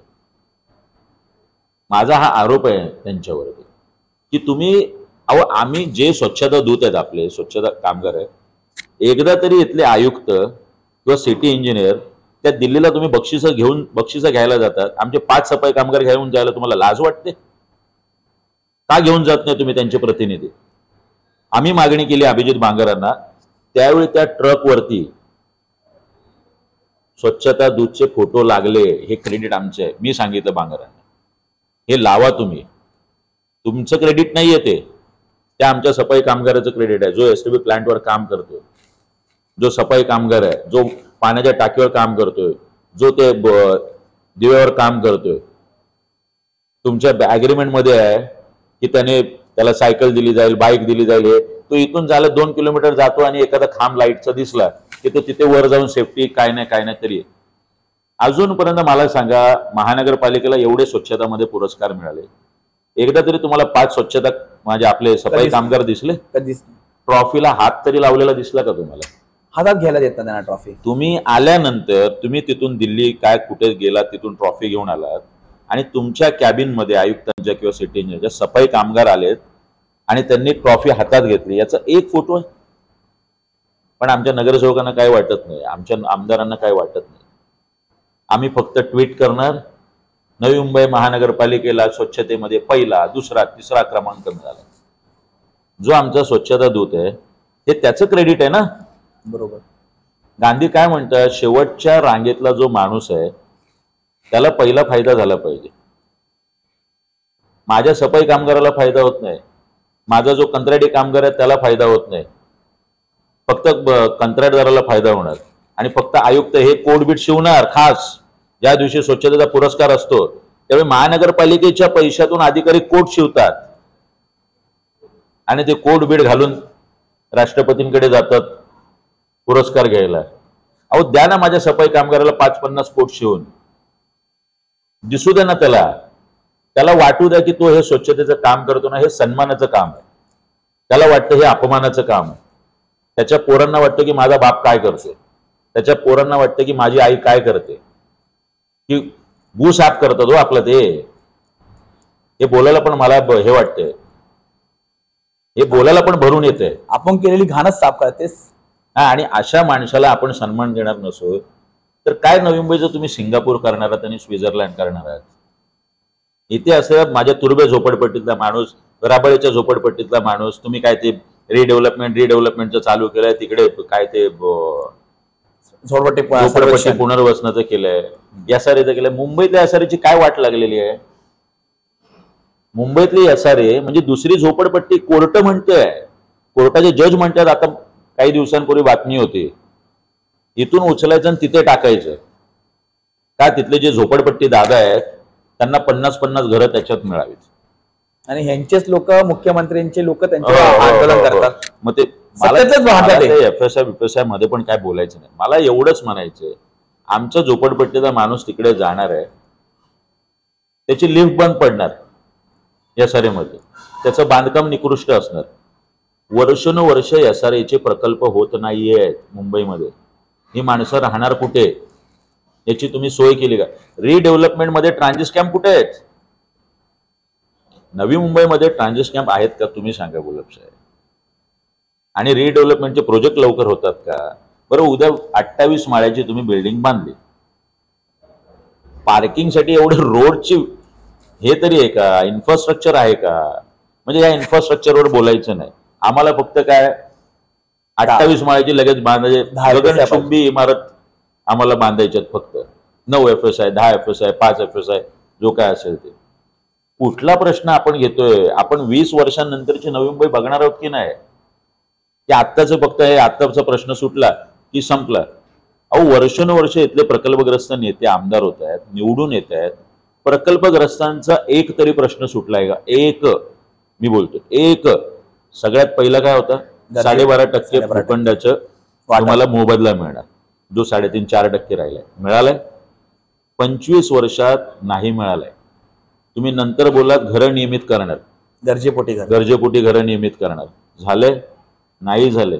विद्यावेतन वेळेवर मिळते नाही मिळते. तुम्ही मध्ये म्हणालात प्रॉपर्टी टॅक्स 3 पटीने आलं होतं. मी मंदाद्यांची बातमी मंदाद्यांना पाठवतो हवं होतं की मी माफ करून घेतलं. अहो लोकांना नाही माफ झालंय. तुम्ही म्हणाला शैक्षणिक संस्थांमध्ये नवी मुंबईतल्या 5% आमच्या सिडकोच्या अग्रीमेंटमध्ये आहे. 5% आरक्षण इथल्या प्रकल्पग्रस्त मुलांना मिळतं का? मेडिकल कॉलेजमध्ये मिळतं का? इंजिनिअरिंग कॉलेजमध्ये मिळतं का? आर्किटेक्ट कॉलेजमध्ये मिळतं का? फार्मसीच्या कॉलेज नाही मिळत आहे. यांनी तुमच्या भूखंडावर हे केलं ना, इथल्या भूखंडावर केलंय ना, जमिनीवर केलंय. तुम्ही आता जाऊन काहीतरी बरं 2 वर्षापूर्वी पण हे बॅनर लागले होते. आता नाटा साहेबांनी परत लावले, गेले गणेश नाईक साहेब, आणि त्यांनी बॅनर लावले 500 स्क्वेअर फूटच्या आतमधल्या घरांना प्रॉपर्टी टॅक्स माफ. कुठे झाला? 2-3 वर्षापूर्वी पण हे होर्डिंग लागले होते. आणि आता तुम्ही धुळफेक करताय नवी मुंबईकरांच्या डोळ्यामध्ये. कुठे जीआर आहे? शासन निर्णय कुठे आहे? कुठेच नाही. मुख्यमंत्र्यांचे आदेश आहे. मुंबई महानगरपालिकेने मुख्यमंत्र्यांचे आदेश आहेत. मुंबई महानगरपालिकेने शासन निर्णय मुंबई महानगर की प्रॉपर्टी टॅक्स माफ झालाय. बरोबर. एकनाथ शिंदे साहेब ज्यावेळी मंत्री होते त्यावेळी त्यांनी तो शब्द दिला. अजून त्याच्यावर काही झालं नाही. आम्ही नुसतं फॉलोअप करतोय. काही नाही. फक्त येतात भेटतात मुख्यमंत्री. आम्ही मुख्यमंत्र्यांना भेटलो सिडकोच्या विषयात. आम्ही निर्णय घेऊन आलो. 600 कोटी माफ झाले. आम्ही विष्णुदास भावेच्या बद्दल गेलो. आम्ही 16 कोटी मंजूर करून घेतले. विष्णुदास भावे चांगले झाले. सायन पनवेल हायवे हे झाले. आम्ही आयुक्तांना भेटलो. आम्ही आंदोलनं केली. आम्ही 150 कोटी रुपये माफ करून घेतले. हे आमचे रिझल्ट आहेत. अहो माझे आकडे जरी काढले ना तर मी नवी मुंबईकरांचे 1000 कोटी रुपयाचा फायदा करून दिलाय. 1000 कोटी. मनसेचं नामकरण आता महाराष्ट्र निर्णय सेना करावं लागेल. 1000 कोटी मी मिळवून दिलेत लोकांना. 1000 कोटी. नाही मी नगरसेवक, ना मी आमदार, ना मी खासदार. असा एक तरी निर्णय 10 वर्षात इथल्या असलेल्या स्थानिक आमदारांनी मला दाखवा, किंवा जे आता इथून ऐरोलीतून इम्पोर्ट होऊन इकडे येणार आहेत त्यांनी 10 वर्षात असं एक वास्तू उभारली. एक आमच्याकडे एक चांगली लायब्ररी नाहीये. सांगपाटला उभारते ना आता. अजून त्याचं काम चालू आहे. हे महानगरपालिकेचं आमदारांनी का करू नये? मला आमदार निधी थोडासा काय तो असेल ना असेल त्याच्यामध्ये हातभार लागावं म्हणून. ती कॉन्सेप्ट कुणाची? ती बांगरांना आम्ही दिलेली कॉन्सेप्ट आहे. आणि बांगरांनी ती आता ती सुरुवात केली होती बांगरांच्या काळात. बरोबर. पण याच्या अगोदर का नाही? अभ्यासिका नाही एक चांगली? आपले 1 RK मध्ये राहणारी पोरं, 1 BHK मध्ये राहणारी पोरं. मी सिडकोचा विषय तुम्हाला सांगतो. सिडकोने काय शब्द दिला होता काही वर्षापूर्वी तुम्हाला आठवत असेल की आमची जी प्रकल्पग्रस्त मुलं आहेत त्यांच्या स्पर्धा परीक्षासाठी आम्ही ट्रेनिंग सेंटर उभं करू. कुठं आहे? आज नवी मुंबई आपलं ठाणे महानगरपालिकेचं CD देशमुख सेंटर आहे. नवी मुंबई महानगरपालिका का नाही उभारत? सिडको का नाही उभारत? आणि आमदार विचारत नाही.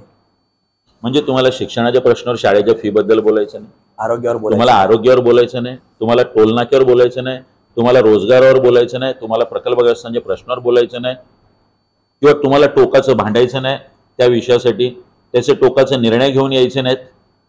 मात्र तुम्हाला आमदार व्हायचे का? बॅनर लावायचे. तुम्हाला आमदार व्हायचं का? तर छत्र्या वाटप करायचं, तुम्हाला वया वाटप करायचं.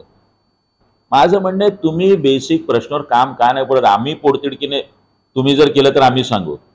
महाराष्ट्र भवन प्रत्येक वर्षी बजेटमध्ये तरतूद का होत नाही? महाराष्ट्र भवन अजून का वीट रचली गेली नाहीये त्या विषयाची? का एखादी चांगली अभ्यासिका नाहीये आमच्याकडे? हे सगळे प्रश्न इतके प्रलंबित आहेत की आज लोकांसमोर महाराष्ट्र नवनिर्माण सेना म्हणून आम्ही पर्याय म्हणून जातो आणि आम्ही लोकांना शब्द देतोय. हा 25 वर्षात जे झालं नाही ना, जे आमदारांना जमलं नाही ना, ते आम्ही 5 वर्षात करून देतो. बरं आम्ही केलंय म्हणून येतोय. बरोबर. आम्ही आमची गुणवत्ता सिद्ध केली. ज्यावेळी आम्ही आमदार खासदार नाही आहोत त्यावेळी आम्ही आमची गुणवत्ता सिद्ध केली. जर 5 वर्ष संधी दिली नवी मुंबईकरांनी, नवी मुंबईकरांचा आशीर्वाद, प्रेम, शुभेच्छा मिळाल्या, निश्चितपणे याच्यात बदल करू. प्रकल्पग्रस्तांचे हे प्रश्न तात्काळ सोडवले जाते. 1 रुपया सुद्धा फी वाढणार नाही पुढची 5 वर्ष. हा माझा शब्द आहे. त्याचा फॉर्म्युला माझ्याकडे. आमदार बनवा. मी ते नाही म्हणत आहे. आम्हाला संधी द्या. मी म्हणतो आमदार की आम्हाला ह्या प्रश्न प्रलंबित ठेवण्यासाठी नको. आम्हाला लोकांचे प्रश्न सोडा. प्रश्न प्रलंबित यासाठी राहिले कारण तुम्ही सोडू शकत नाही. तुमच्याकडे तो सहीचा अधिकार नाहीये. सहीचा अधिकार नाहीये. आम्ही त्या प्रश्नासंदर्भात विधिमंडळ प्रशासन पण ऐकत नाही. प्रशासन ऐकत नाही, विधिमंडळात आम्ही बोलू शकत नाही. बरोबर. एक विरोधी याच्यामध्ये ज्यावेळी तुम्ही असता, ज्यावेळी तुम्ही विधायक नसता, आमदार नसता किंवा सत्तेतलं हे नसतं, त्यावेळी तुम्हाला प्रशासनाशी मर्यादा येतात. संजय मुखर्जी आम्हाला वेळ देत नव्हते. ज्यावेळी आंदोलन केलं आणि मी म्हटलं की टोल नाक्याच्या पुढे गाडी येऊ देणार नाही, आम्ही मुख्यमंत्र्यांसमोर झापलं मी त्यांना की हे वेळ देत नाही, यांच्याकडे फक्त बिल्डरच्या फायली असतात. त्यावेळी मला येऊन बोला, अरे आता तू कधी फोन केला तर हे म्हणजे इतकं की आमच्या सचिन कदमनी काल परवा मेसेज केला की गजानन काळेंचा सत्कार, तर गजाननजी अभिनंदन असं त्यांनी पाठवलेलं स्क्रीनशॉट. हलकटक झाल्याशिवाय यांच्या कानामध्ये आम्ही पण किती दिवस हे करणार. शेवटी आमच्या बरोबरची जी पोरं आहे ती सातत्याने किती दिवस आम्ही ह्या गोष्टींना सामोरे जाणार, की फक्त आमच्या मागे एखादं मोठं नाव नाहीये, आमच्याकडे पैसा नाही, साधनं नाही, आम्ही गडगंज श्रीमंत नाही किंवा धनसंपत्ती नाही किंवा गडगंज बॅनर लावू शकत नाही म्हणून आम्हाला संधी नाही मिळणार आहे का? माझं पोटतिडकीने सांगणं आहे. काय होतं, नाहीतर आमच्यासारख्या कार्यकर्त्यांची पण उमेद संपते की आपण सातत्याने लोकांसाठी काम करतोय, आंदोलनं करतोय, केसेस. बरं, आम्ही सिडकोचा प्रश्न सोडवला, आम्ही काय कुठली तोडफोड केली नाही. आम्ही कामगारांचा प्रश्न सोडवला ना, आम्ही कुठली तोडफोड केली. विष्णुदास भावेचा सोडवला. जिथे आम्हाला गरज आहे. मला एका मुलीने मधल्या काळामध्ये मी ते कानफडवलं. अशा ह्या घटना नाहीतर घडल्या असत्या. त्या हॉटेलमधून फोन आला की बाबा दादा असं असं होतं. मी म्हटलं की ताई तू भेटायला ये. नंतर फोन आला की ते पाठवत नाही. मग आम्ही रागाने गेलो. तिची हॅरेसमेंट तिथे होती आणि त्याच्यावर एफआयआर झाली आणि पुढे होणारा गुन्हा टळला.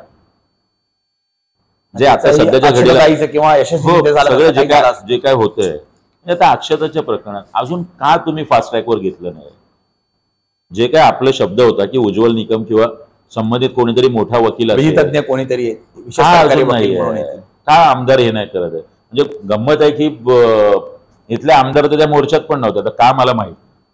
त्यांचं एकविरा दर्शन ठरला कार्यक्रम होता, त्यांनी सांगितलं होतं. त्यामुळे मला वाटतं गाठाना टोक तुम्ही आमदार म्हणून का बोलत नाही या विषयामध्ये? का SIT नेमली जात नाही? मग का फास्ट ट्रॅकवर जात नाही किंवा का मोठा विधी तज्ञ येत नाहीये? अहो, आमदार ही किती मोठी ताकद आहे. तुम्ही 4 लाख लोकांचे प्रतिनिधी आहात.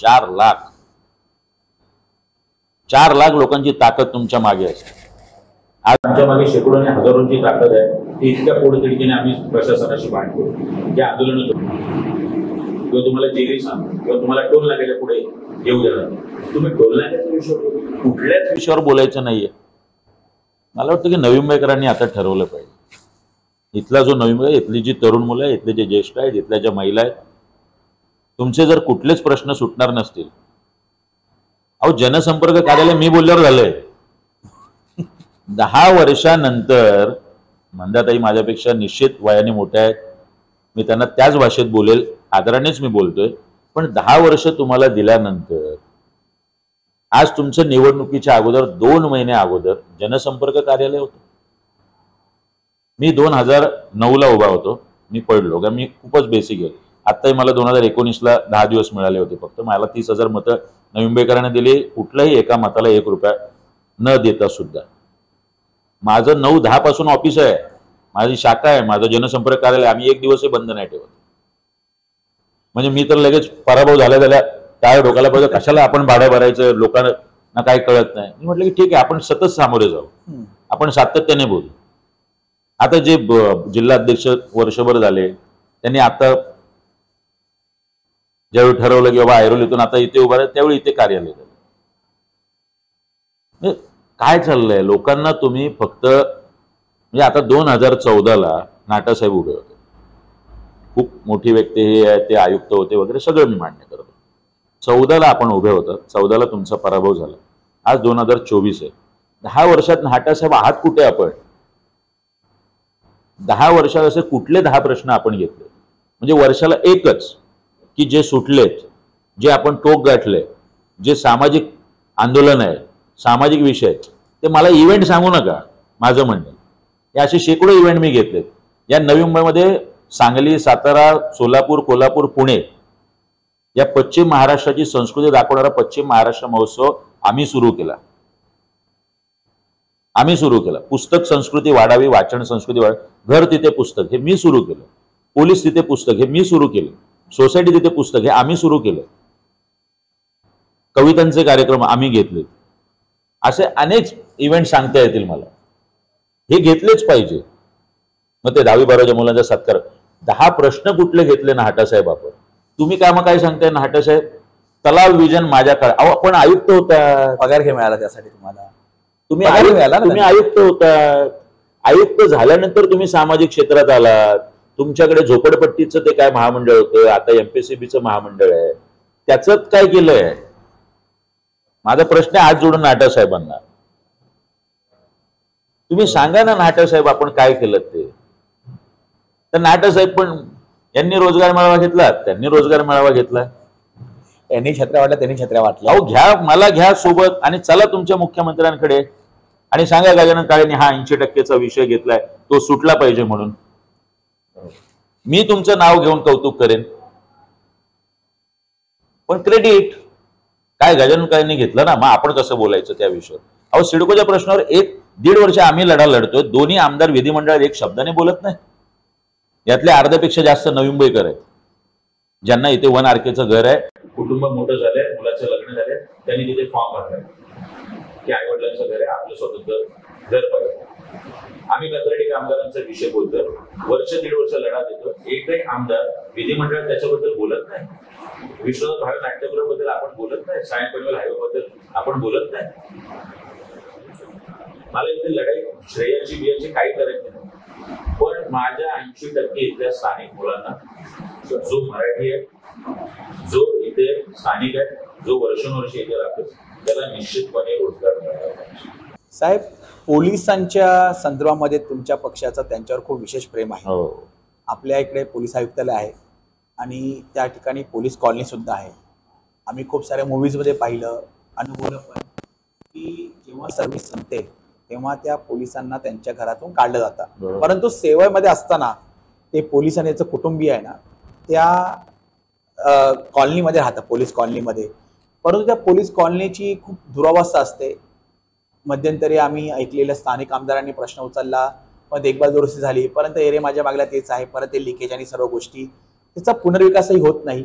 आणि त्याबाबत प्रशासन तेवढं पाहिजे तेवढं गंभीर नाहीये, कारण की हा राज्याचा मुद्दा आहे. आणि सर्वात विशेष म्हणजे वाईट ह्याचं वाटतं की पोलिसांची कोणती संघटना नाहीये, जशी कामगार संघटना असते, ते एक प्रकारची कर्मचारीच आहे, कर्मचारी संघटना नाहीये, त्याच्यामुळे थोडंसं दुर्लक्ष होतं. तर याबाबत तुमची भूमिका काय असेल? कारण की पोलीस म्हणलं की लोक सर्व रागानेच बघतात, परंतु लोकांना एवढं कळत नाही की ते आपल्या भल्यासाठी करत असतात प्रत्येक गोष्ट. पुढे कोणता क्रिमिनल माइंडेड होऊ नये किंवा कोणती चुकी करू नये, पोर्शे कार सारखी जशी पुण्यामध्ये झाली. तर यांच्या कुटुंबियांना संरक्षित करण्यासाठी तुमचा ऍज अ MLA म्हणून काय म्हणजे प्लॅन आहे किंवा काय संकल्प असेल? मला काय 24-24, 48-48, 72 तास आपले सगळे पोलीस बांधव काम करत असतात. म्हणजे वंदनीय बाळासाहेबांच्या नंतर पोलिसांची बाजू घेणारा आणि पोलिसांच्या बाजूने मत मांडणारा नेता म्हणजे राजसाहेब ठाकरे. म्हणजे मला आठवतं की आमचे आमदार हर्षवर्धन जाधव ज्यावेळी होते संभाजीनगरला, तिथे त्यावेळी ती जी हुल्लड झाली होती, नंतर सगळ्यानंतर साहेबांनी सभा घेतली होती, त्यावेळी साहेबांनी सांगितलं होतं काही हो पण पोलिसांवरती हात उगारायचा नाही किंवा त्यांना तसं उलट उत्तर द्यायचं नाही. ते ज्या प्रेशरमध्ये, ज्या स्ट्रेसमध्ये काम करतात, ते काम कोणालाही करणं अशक्य आहे. पण अशा वेळी त्यांचं घर सुरक्षित राहणं, त्याचं कुटुंब सुरक्षित राहणं, ही जबाबदारी विश्वस्त म्हणून मला वाटतं सत्ताधाऱ्यांची येते. पण आपले सत्ताधारी त्या याच्यात पण कमी पडतात. म्हणजे काल परवाची घटना तर कोयता मारला गेला आपल्या एका पोलिसांना उपनिरीक्षक पुण्यामध्ये. म्हणजे इथपर्यंत आता हिंमत होते लोकांची. अनेक आपण ऐकतोय की आपले ट्रॅफिक पोलीस उभे असतात भर उन्हाळ्यात, पावसात, थंडीमध्ये, आणि त्यांना त्याच्यानंतर सुद्धा ज्या पद्धतीने धक्काबुक्की होते, अनेक घटना या दिवसांमध्ये. म्हणजे पोलिसांचं मनोबल खचेल कसं?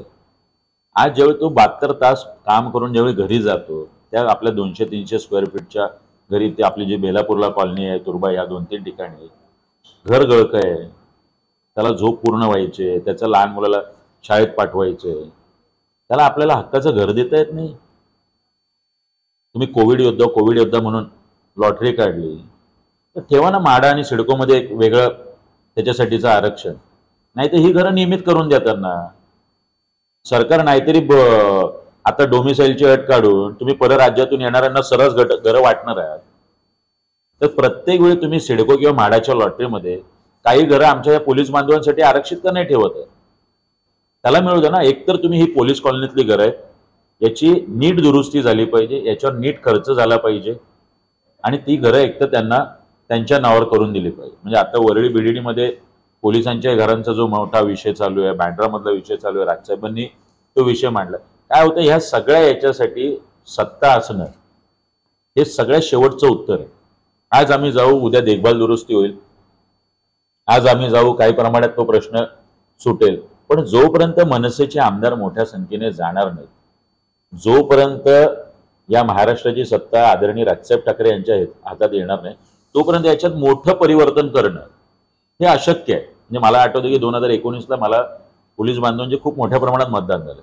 मला अनेकांनी फोन करून सांगितलं, ज्यावेळी मी वेगळ्या सेंटरला फिरत होतो, साहेब आमच्या कुटुंबाने तुम्हाला, तर ते राजसाहेबांच्या प्रेमाखातर झालेलं मतदान होतं.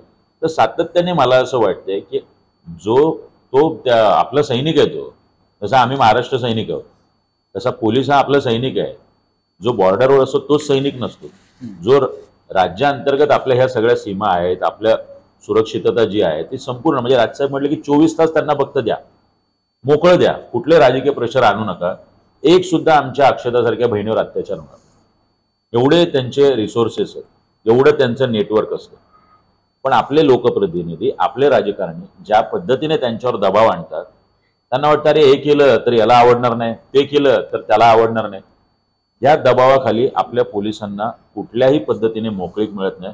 नाहीतर राजसाहेब ठाकरे म्हणतात की मंदिराच्या बाहेरची चप्पल सुद्धा चोरी होणार नाही. एवढे आपले मुंबई पोलीस, महाराष्ट्र पोलीस सक्षम आहेत, एवढा विश्वास लोकांचा आज त्यांच्यावर आहे. पण त्यांचं मनोबल खच्ची करण्याचंच काम इथल्या लोकप्रतिनिधींकडून, राजकारण्यांकडून झालंय.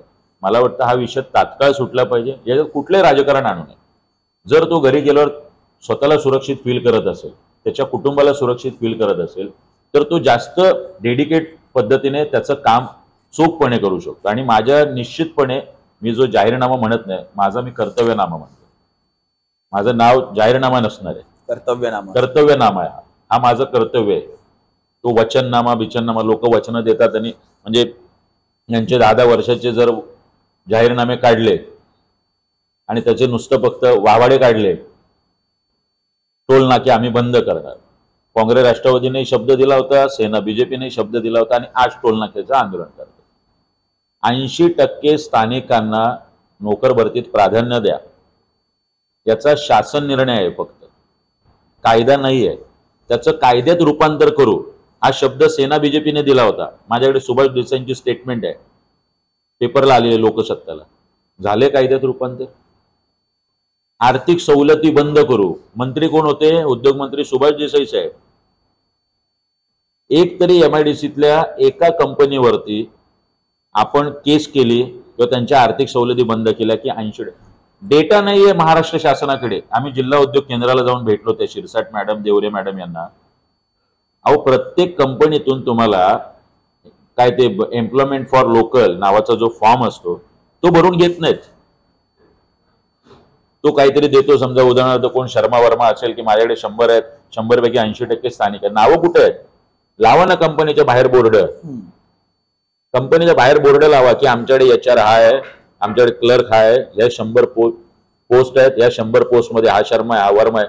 ICICI लोंबार्डला आम्ही जातोय, तो बिंदास सांगतो 30% फक्त हे आहे. मग आम्ही कानफडत नाही मारायची. तो योगी मिड टाउनला आम्ही जातो, तो म्हणतो 10% मराठी आहे. मग आम्ही काय करायचं? आमच्या पोरांनी वाशी टोल नाका क्रॉस करून, ऐरोली टोल नाका क्रॉस करून हैदराबादला जायचं, IT इकडे करायचं, कम्प्युटर सायन्स इकडे करायचं, आणि नोकरीला हैदराबादला जायचं. ITIचे जे होते ते दिल्लीतून आलेले आहेत. त्यांना मी प्रश्न केला, दिल्लीत आम्ही येऊन नोकऱ्या केल्या तर चालतील का? उभं राहून देणार नाही तुम्हाला. अहो, हा कडवटपणा इथल्या राजकारण्यांमध्ये का नाही, इथल्या लोकप्रतिनिधीमध्ये का नाही?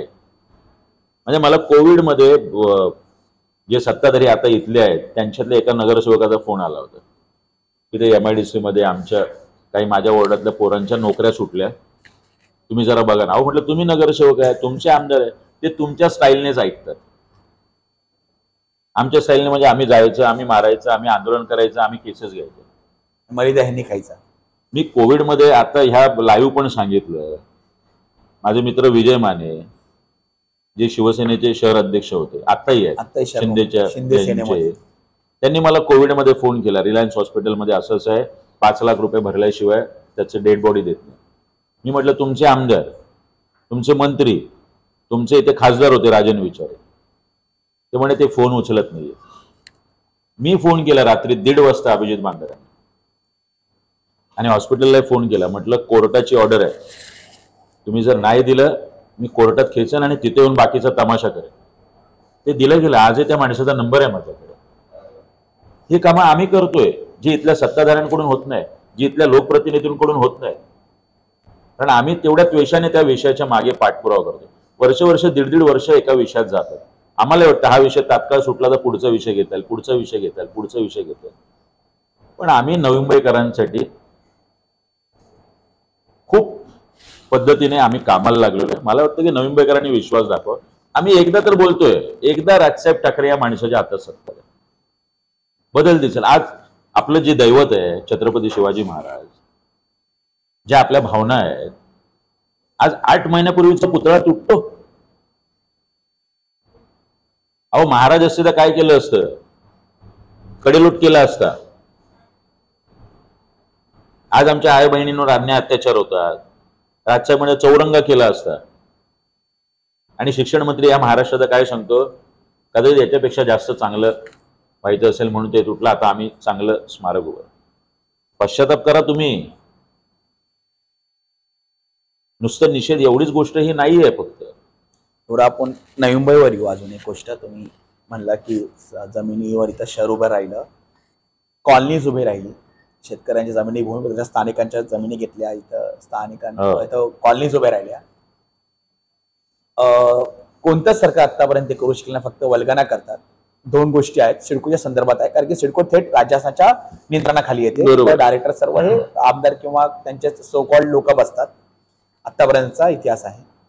तर ह्या सिडकोचे 2 विषय आहेत. एक तर इकडचे जे कॉलनीज आहेत त्या कॉलनी फ्री होल्ड व्हायला पाहिजे. अद्यापही आपण जिथं बसलो ते पण आपण मालक नाही होत. बरोबर. म्हणजे कोणत्याही तुम्ही लीजवर आहोत. आपण 60 वर्षात लीजवर होतात, नंतर 99 वर्ष लीज केलं. त्याचा अजूनपर्यंत कुठे काय एकही सोसायटी कुठे लीजवर झाली नाही अजूनपर्यंत 99 वर्षाचा. परंतु 60 वर्षाचा लीजवर आहोत आपण लीजर म्हणून आपल्याला प्रॉपर्टी टॅक्सवर तुम्ही भाडेकरू आहात म्हणून लिहून येतं. अद्यापही सिडको मालक आहेत. प्रशासन याच्यावर बोलत नाही, प्रशासनाला करायचंच नाही सिडकोला. आणि दुसरी गोष्ट की ट्रान्सफर चार्जेस. आजही सिडको मालक म्हणून ट्रान्सफर चार्जेस घेते. तुम्ही एक फ्लॅट जेवढ्या वेळा तुम्ही विकाल तेवढ्या त्याला ट्रान्सफर चार्जेस 2% काही ठरवले, 25,000 45,000 1 BHK केला एवढे, 2 BHK केला एवढे, असं ते बोलतात. हा ते राज्यासाचा विषय आहे. याच्यावर तुम्ही सिडकोचे विषय घेतले आहात, तुम्ही सोडवले सुद्धा आहात. तुम्हाला काय वाटतं हे का होत नाहीये? म्हणजे ठीक आहे तो सत्ताधाऱ्यांचा विषय आहे, परंतु याचे विरोधक म्हणून तुम्ही कसं पाहतात? आणि याचं नुकसान खूप मोठ्या प्रमाणावर होतंय. आणि याच्यातून येणारा जो पैसा आहे ना तो डायरेक्ट राज्य शासनाकडे जातो. आणि राज्य शासन काय करतं, सिडको विशेषतः FD करतं किंवा जम्बो हॉस्पिटल बांधतं ते मुंबईकरांसाठी. नवी मुंबईसाठी पैसा खर्च होत नाही, तो युटिलाइज कुठे होतो? 2 गोष्टी, एक तर फ्री होल्ड करा. फ्री होल्ड करता हा ट्रान्सफर चार्जेसचा मुद्दा येणार नाही, किंवा ट्रान्सफर चार्जेस तरी तुम्ही वे ऑफ करा ना. ह्याच्यावर तुमचं काय म्हणणं आहे? मला मी आता समजा मुंबई महानगरपालिका असेल, ठाणे महानगरपालिका असेल, कल्याण डोंबिवली महानगरपालिका, ज्यावेळी एखादं स्थानिक स्वराज्य संस्था होते किंवा ते प्राधिकरण येतं, पूर्ववत असलेलं प्राधिकरण याचे सगळे अधिकार संपत असतात. बरोबर. नवी मुंबई हे जगातलं एकमेव मॉडेल आहे की आता विकास नियंत्रण नियमावली कोणाची? सिडकोची आपण राबवतो. अजून जागेसाठी आम्हाला भीक मागावी लागते. 200 प्लॉट द्या, 100 प्लॉट द्या, 50 प्लॉट द्या. ज्या दिवशी महानगरपालिका झाली त्याच दिवशी नवी मुंबई महानगरपालिकेच्या कार्यक्षेत्र याचा मालकी हक्क हा नवी मुंबई महानगरपालिकेकडे आलाय. बरोबर. सिडकोच्या अधिकाऱ्यांना पिटाळून लावायला पाहिजे होतं इथल्या सत्ताधाऱ्यांनी. ही जागा आमची, ठीक आहे, जे काय तुमचं डेव्हलपमेंट प्लॅन आहे त्यानुसार ते राहील. गार्डनची जागा गार्डनला जाईल, याची जागा याला जाईल, त्याची जागा त्याला जाईल, हॉस्पिटलची जागा हॉस्पिटलला जाईल. हा हस्तक्षेप का खपवून घेतलाय? हे जर त्याच वेळात थांबवलं गेलं असतं. सिडको CC देते नवी मुंबई महानगरपालिका कार्यक्षेत्रात, माझ्याकडे पुरावे आहेत. CCOCचे अधिकार कुणाचे आहेत? महानगरपालिकेची टाउन प्लॅनिंग मी ऑथॉरिटी 10 प्लॉटवर दाखवू शकतो की सीसी सिडकोने दिलेले आता 2 महिन्यामध्ये. महानगरपालिका झोपा काढते, इथले आमदार झोपा काढतात. मी उघड करतो आता 2 दिवसामध्ये. लक्ष तुमचं पाहिजे ना. ही माझी जागा आहे, माझं कुंपण आहे.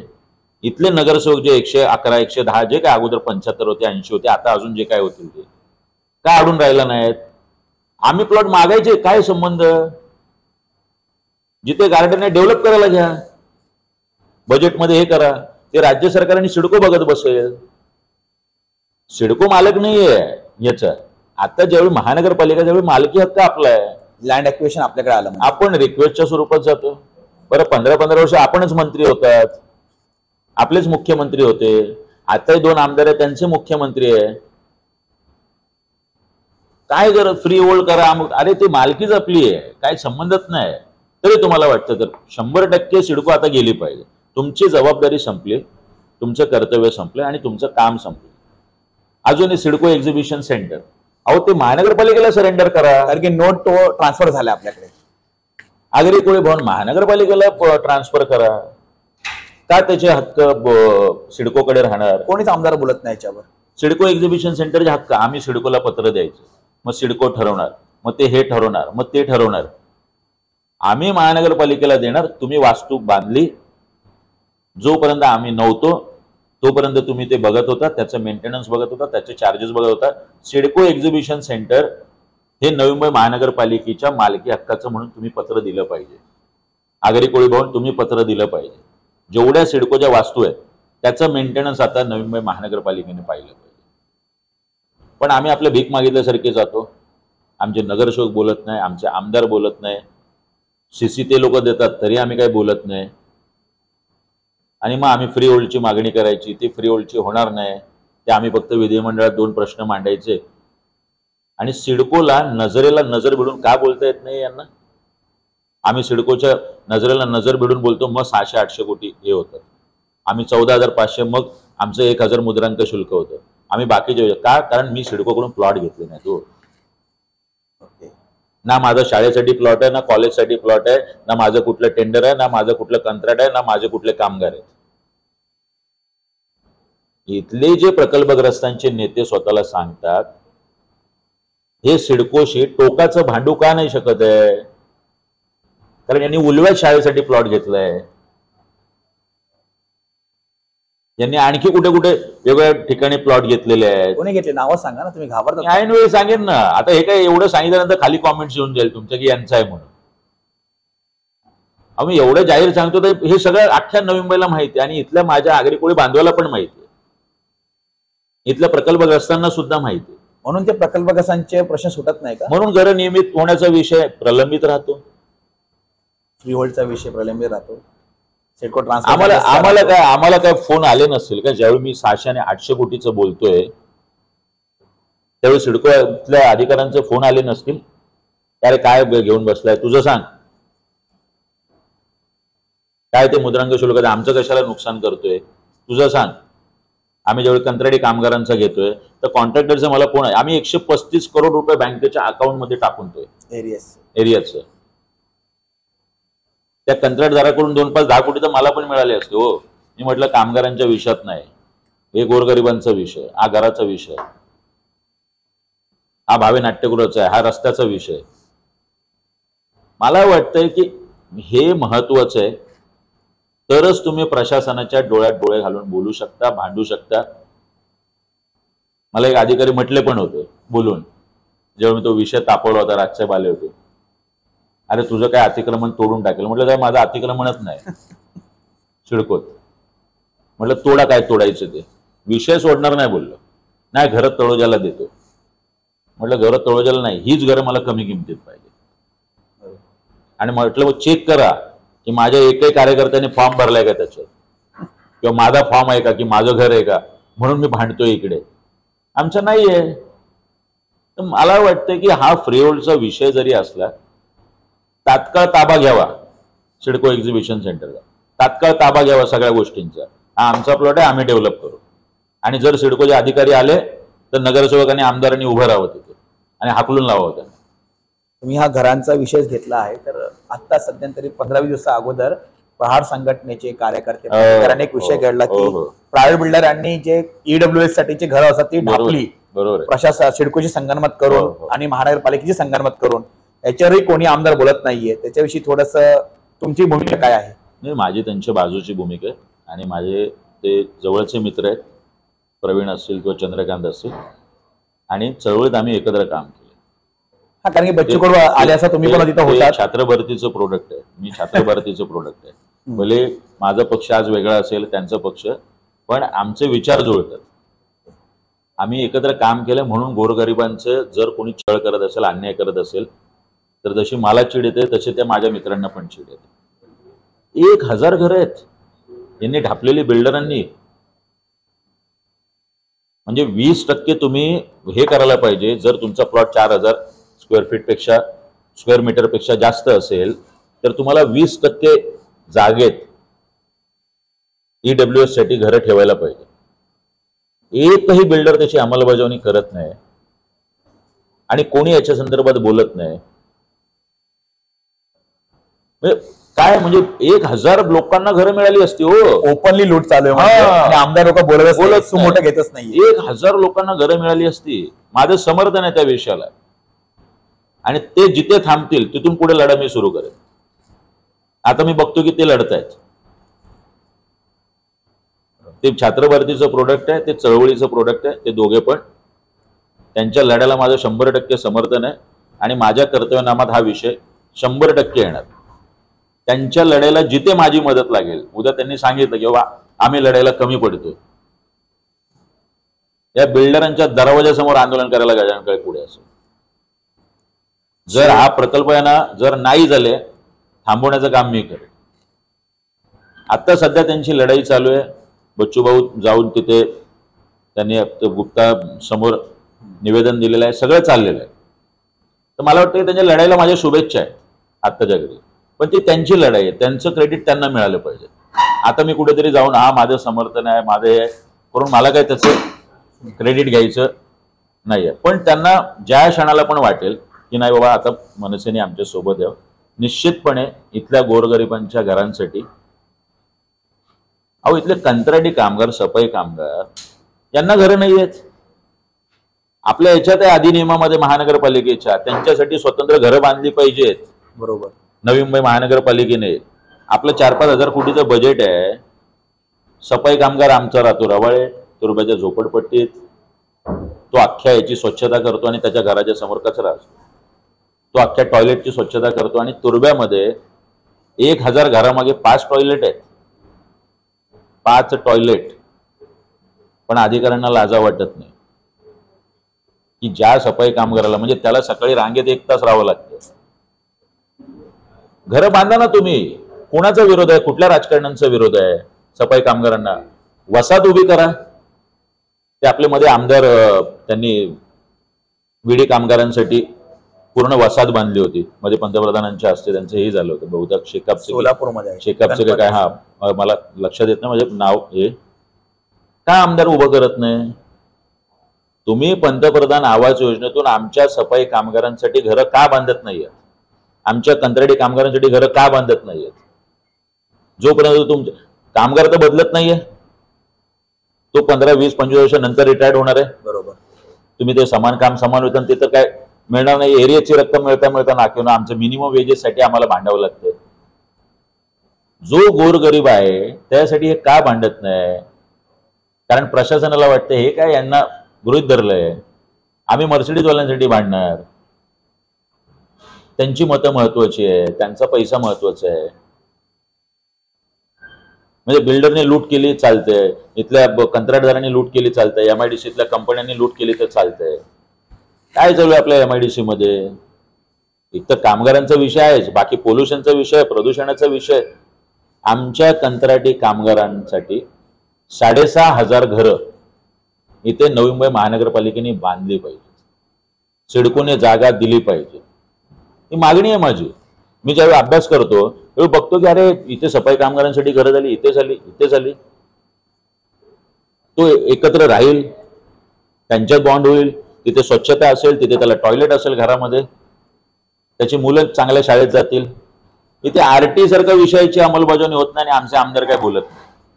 राईट टू एज्युकेशन मध्ये 2-4 हजार जागा आहेत नवी मुंबई महानगरपालिकेच्या शाळांच्या अंतर्गत खाजगी शाळांमध्ये. अहो इथे गणवेश भेटत नाही. तो तर खूप लांब मुद्दा राहील. महापालिका शाळांना एवढी मोठी महानगरपालिका तुम्ही सांगते आम्ही खूप हे करून ठेवलं. ट्रान्सपोर्टची काय सुविधा, एनएमटीची काय परिस्थिती आहे? एकच थांबवावं लागतं. एनएमटीच्या बसेसची काय परिस्थिती आहे? पावसाळ्यात सगळ्या बसेस गळतात, मध्येच टायर पंक्चर होतात, लोकांना उतरावं लागतं. आज बीएसटी कुठे आणि एनएमटी कुठे? बीएसटीची सुविधा ना, त्याला सुविधा म्हणतात ना बीएसटीची, बेस्ट सुविधा बोलतात. आज एनएमटीची काय परिस्थिती आहे? तुम्ही ट्रान्सपोर्ट व्यवस्था केलेली नाही नीट. तुम्ही स्वतःला सांगता की आम्ही शिल्पकार. तुम्ही आरोग्याची व्यवस्था नीट केली नाही, तुम्ही शिक्षणाची व्यवस्था नीट केली नाही, तुम्ही रोजगाराची व्यवस्था नीट केली नाही. हे प्रश्न आहेत ना. का ट्रान्सपोर्ट व्यवस्था नीट होऊ शकत नाही? आमच्या ते आता बीआरटीसीच्या काय ते कामगारांना शब्द दिलाय. आता माहित नाही ते होणार आहे की नाही होणार आहे. ते फक्त शब्द दिलाय, फॉर्म भरणं चालू आहे. मग 13 वर्षापासून तर तुम्ही सत्तेत होता, मग आता ही वेळ का यावी लागली? गाजर दाखवण्याचं काम चालू आहे. 13 वर्ष बरं झालं तर आम्ही शुभेच्छाच देऊ, काय हरकत नाही, आम्ही बुके पाठवून देऊ, झालं तर. सोडवा तर. आहे निवडणुकीच्या वेळी तुम्हाला हे विषय सुचतात की आम्ही हा केलं पाहिजे, ते केलं पाहिजे, नावाला येणार, आम्ही घरं नियमित करून देऊ, हे करू, FSI आणून देऊ, तमुक आणून देऊ. इलेक्शन लढायचं, त्याच विषयावर निवडणुका लढवायच्या, आमदार व्हायचं आणि परत विसरायचं, परत टोकाचं भांडायचं नाही. आपले प्लॉट मिळाले, आपली कामं जमली. हे चक्र आहे. आता नवी मुंबईकरांनी ते चक्र भेदलं पाहिजे. तुम्ही सांगतात आता हे सर्व चक्र आहे. आता आपल्याकडे सातत्याने नवी मुंबईमध्ये संदीप नाईक जर सोडले आणि भोईर माझ्या मते आमदार झालेले एकदा दिघे साहेबांच्या काळामध्ये ते सोडले, तर त्या काळाचं शिक्षण घेणारे आमदार सातत्याने होत आहेत. मग हा विरोधाभास तुम्हाला दिसत नाही का? आता तुम्ही सांगितलं की तुम्ही मास्टर्स आहात, सर्व शिक्षित आहात, तुम्ही अभ्यासू आहात. मग तुम्ही एवढं पोटतिडकीने सर्व गोष्टी करतात, आंदोलनं करतात, तुमचा पक्ष आंदोलन करतात, तुम्ही व्यक्तिगत स्तरावर जाऊन भांडतात. एवढं शिक्षित असून अभ्यासू असून नवी मुंबईकर मग तुम्हाला डावलतात का? नवी मुंबईकरांना अशिक्षित आमदार पाहिजे आणि ते अशिक्षितपणेच त्यांनी तिकडे जाऊन विधिमंडळामध्ये प्रश्न मांडले पाहिजे आणि ते प्रश्न सुटलेच नाही पाहिजे नवी मुंबईकरांना वाटतं. त्याच्या मागे काही वेगळं गुपित दडलंय, त्याच्यामुळे तुम्ही अपयशी ठरत होता. माझे राजसाहेब आम्हाला गमतीत म्हणाले होते खासगीमध्ये की आम्हाला यांच्यासारखे पैसे नाही वाटताय, आम्ही कमी पडतोय ना ते ह्या साधन आणि पैशांनी. दिल्लीमध्ये तर बघा ना सर, दिल्लीचं उदाहरण तुम्हाला माहिती, यांनी सवय लावून काय दिल्ली विधानसभेचं तुम्ही बघितलं तुम्ही प्रकरण की दिल्लीमध्ये पैसे न वाटता आमदार झाले ना. निश्चित. तुम्ही का होत नाही? मला इथे काय झालं, आता मी 10 दिवसात उभा होतो, 30,000 मिळाली की मला मतं. काय होतं, हळू बदल होणार, 100% होणार. मी 10 दिवसामध्ये 1 रुपया न वाटता मला 30,000 मतं बेलापूर विधानसभेमध्ये मिळाली. आज या 5 वर्षात आम्ही शेकडो कामं केली, त्याचे रिझल्ट दिले, आमची गुणवत्ता सिद्ध केली. म्हणजे मी पडल्यानंतर, पराभव झाल्यानंतर मी लगेच माझं ऑफिस बंद करून आपलं फ्रस्ट्रेशनने 2 महिने आराम नाही करायला लागलो. मी दुसऱ्या दिवशी माझं कार्यालय सुरू होतं, कोविडमध्ये काम केलं, महोत्सव केला, पुस्तकं वाटली, हे सगळे विषय घेतले, सिडको पासून हे ते सगळे रोजगारापर्यंत आमचे चालले. मला वाटतं की लोक पण चेक करत असतात की तुमचा पराभव झाल्यावर तुम्ही घरी बसता की तुम्ही परत फील्डमध्ये काम करता. मला आता ते वाईब्स येत आहेत ना, मला ज्या पद्धतीने तरुण मुलं भेटत आहेत, ज्येष्ठ भेटत आहेत, महिला भेटत आहेत, नाही तुम्ही तुमचं काम चालू ठेवलंय, निश्चितपणे आम्ही तुमचा विचार. मला वाटतं की आता लोकांपुढे आम्ही पर्याय म्हणून आहोत आणि लोक आता कंटाळलेत यांना, त्याच चेहऱ्यांना. लोकांनाही बदल हवाय. लोकांनी 10, 15, 20 वर्ष यांना संधी देऊन पाहिली, त्या गोष्टीत बदल होत नाही. नवी मुंबईकरांच्या आयुष्यात एक टुरिस्ट स्पॉट नाही हो. आपल्याकडे टुरिस्ट स्पॉट म्हणजे काय? नवी मुंबई महानगरपालिकेची बिल्डिंग, 15 ऑगस्ट लाइटिंग, 26 जानेवारी लाइटिंग, 1 मेला लाइटिंग, 1 मेला लाइटिंग, दिवाळीला, आणि जाऊन आपले सेल्फी आणि फोटो काढ. एक टुरिस्ट स्पॉट. म्हणजे जर NMTने बसने फिरायचं म्हटलं की नवी मुंबई दर्शन असं शाळेतल्या पोरांना करायचं म्हटलं तर दाखवायचं काय? ना बॉटनिकल गार्डन, ना प्राणी संग्रहालय. जे काय प्राणी बघायचे ते महापालिकेच्या सभागृहात. मग ते भांडतात कचा आपले, मला गटरचं नाही दिलंय मला. अरे बजेटवर बोलताय तुम्ही शहराच्या. अर्थसंकल्पावर बोलतात. तुम्ही शहराच्या बजेटवर बोलत असताना तुम्ही माझ्या वॉटरसाठी, माझ्या गटरसाठी, माझ्या फुटपाथसाठी फक्त तेवढंच बोलताय. एक प्राणी संग्रहालय नाही, एक बॉटनिकल गार्डन नाही, एक चिल्ड्रन ट्रॅफिक पार्क नाही, ते आपलं आता काय ते तिथे पण सगळं हे चालू आहे, सगळं एन्करेजमेंट चालू आहे. ते आता पक्षी आपण कुठले ते म्हणतात त्याला, पाम बीचला फ्लेमिंगो, त्याच्या फक्त हे केलं. आता फ्लेमिंगो मरतायत रस्त्यावर. तो स्पॉट किती चांगला डेव्हलप होऊ शकतो. Jewel of Navi Mumbai boating का नाही चालू करत आहे? होऊ शकतं की नाही तिथे बोटिंग? अहो सगळ्यात जास्त मोठं लेझरचा शो जर ठेवला तिथे, सगळे लोक बघायला येतील. ते सुचणार कधी? भावे नाट्यगृह दुसऱ्या मजल्यावरती रेस्टरूम आहेत आर्टिस्टसाठी, आणि समजा श्रीराम लागू साहेब आले, जरी ते ऍप नसेल, श्रीराम लागू साहेब आले, त्याने दुसऱ्या मजल्यावर जायचं कसं? लिफ्टच नाही. अरे बाप, हे आमचे इंजिनियरचं वास्तू उभारण्याचं हे आहे, डोकं आहे. असे इंजिनियर आमच्याकडे भरलेत, ज्यांच्या बोगस डिग्र्या चेक केलं तर कळेल की नुसतं प्रमोशनसाठी कुठल्या कुठल्या विद्यापीठातून काय काय केलं. तुम्हाला सौंदर्य दृष्टी नाही की एखादा बाबा ज्वेल ऑफ नवी मुंबईला काय करू शकतो, एखाद्या आणखी काय ठिकाणी फ्लेमिंगोच्या इथे विदेशी पर्यटक का येऊ नये आपल्याकडे नवी मुंबई? सिटी ब्युटिफिकेशनचं हेच नाही यांच्याकडे, टार्गेटच नाही किंवा सौंदर्य दृष्टीत नाही. NMTच्या याच्यामध्ये तुम्ही एखादं नवी मुंबई दर्शनसाठी एखादी बस का नाही सुरू करू शकतो? शेकडो अशा गोष्टी आहेत की ज्या एका आमदाराला विजन असेल, एखाद्या लोकप्रतिनिधीला विजन असेल, तर तो 100 गोष्टी आज आम्ही केलंय. आम्ही पुस्तकं घरोघरी पाठवली, आम्ही महोत्सव घेतोय, आम्ही काहीतरी वेगळं करायचा प्रयत्न करतोय. हे आम्ही सत्तेत नसताना करतोय. जर भविष्यात इथे संधी मिळाली तर निश्चितपणे अगदी लहान मुलांपासून ते मोठ्या माणसांपर्यंत त्याचं प्रतिबिंब नवी मुंबईत दिसेल की त्या प्रत्येकासाठी काय ना काहीतरी आम्ही करताना. आमचे ज्येष्ठ नागरिक विरंगुळा केंद्र, 2 कॅरम ठेवले की संपलं ज्येष्ठ नागरिक विरंगुळा केंद्र. अहो तिथे होऊ द्या ना कथा कवितांचे कार्यक्रम, तिथे पुस्तकांची लायब्ररी असू द्या ना. असं खूप काही करता येईल, जे खूप काही आहे. आता वर्षानुवर्ष आम्ही इथे राहतोय तर आम्ही ते बघतोय. आता सगळं काही नवी मुंबईकरांवर डिपेंड. शेवटचा प्रश्न माझा ह्या मुलाखतीचा, आपल्या थेट संवादाचा. तुम्ही शहर अध्यक्ष आहात नवी मुंबईचे, बरोबर? मग बेलापूर विधानसभेमधूनच का तुम्ही निवडणूक लढवण्याची इच्छा व्यक्त केली किंवा प्रयत्न करत आहात? कारण की सर्वात जास्त मराठी भाषिक, मी मराठी भाषिक बोलतोय, ही जी जनता आहे, कुटुंबीय आहे, ते ऐरोली विधानसभा क्षेत्रामध्ये आहे. मग तुम्हाला बेलापूर विधानसभेमध्येच का उड्या मारायच्या? कारण की सर्वांना आता उड्या मारायच्या बेलापूर विधानसभेमध्ये. असे तुम्ही सांगितलं मग, असे संदीप नाईक सुद्धा इकडेच इंटरेस्टेड आहेत, विद्यमान आमदार आहेत, माजी IAS अधिकारी इथूनच आहेत ऐरोली विधानसभेमधून, आणि तुम्ही शहराध्यक्ष असून नवी मुंबईचे, तुम्ही बेलापूर विधानसभेमधूनच इच्छुक आहात, असं का? मी आता या दिवसात. आणि त्याच्यासोबत अजून एक प्रश्न, की त्या प्रश्नाचं उत्तर दिल्यावर नवी मुंबईकरांना आगामी निवडणुकीच्या अनुषंगाने तुमचं महाराष्ट्र नवनिर्माण सेनेच्या उमेदवाराला अद्याप ऑब्व्हियसली तुम्हालाच मतदान करण्यासाठी तुम्ही काय आवाहन कराल ते पण तुम्ही सांगा. आता मुंबईतून आहे ना, आपल्याकडे मुंबईतून नवी मुंबई सगळी लोक आली. म्हणजे ज्याला मुंबईत छोटं घर होतं किंवा मुंबईतलं ते सगळं प्रदूषण, मुंबईतल्या सगळ्या गोष्टी, तर प्रत्येकाला वाटलं की चला हे छोटं घर विकून आपल्याला इथे एक मोठं घर घेता येईल. मुंबईतला जो सर्वसमावेशक होता, मग तो मराठी होता, अमराठी होता, ज्याच्या 2-2, 4-4 पिढ्या इथे राहतात, तो मराठी आहे आमच्यासाठी, तो इथे महाराष्ट्रीयन आहे, तो सगळ्याच्या सगळ्या इथे आला. बरं, मी काय आपलं असं नाहीये की माझे वडील इथून उभे राहणार आहेत तर मी आपलं तिकडे घर घे आणि तिथून उभा राहा. मी वर्षानुवर्ष बेलापूर विधानसभेतच राहतोय. मी जेव्हापासून 2006-07 पासून इथे आलोय तेव्हापासून मी बेलापूर विधानसभेत राहतोय. आमच्या तिथे सुद्धा आमचे जे उमेदवार होते निलेश बाणकिले यांना त्यावेळा ते 23,000 मतं मिळाली. म्हणजे निलेश वर्षानुवर्ष ऐरोली विधानसभेत राहतात, म्हणजे आमच्याकडे काय त्या विधानसभेत उमेदवार नाही असा काय प्रश्न नाहीये. बरं, मला मराठी अमराठी हा भागच नाहीये माझ्यासाठी, मला नवी मुंबई हा भाग आहे.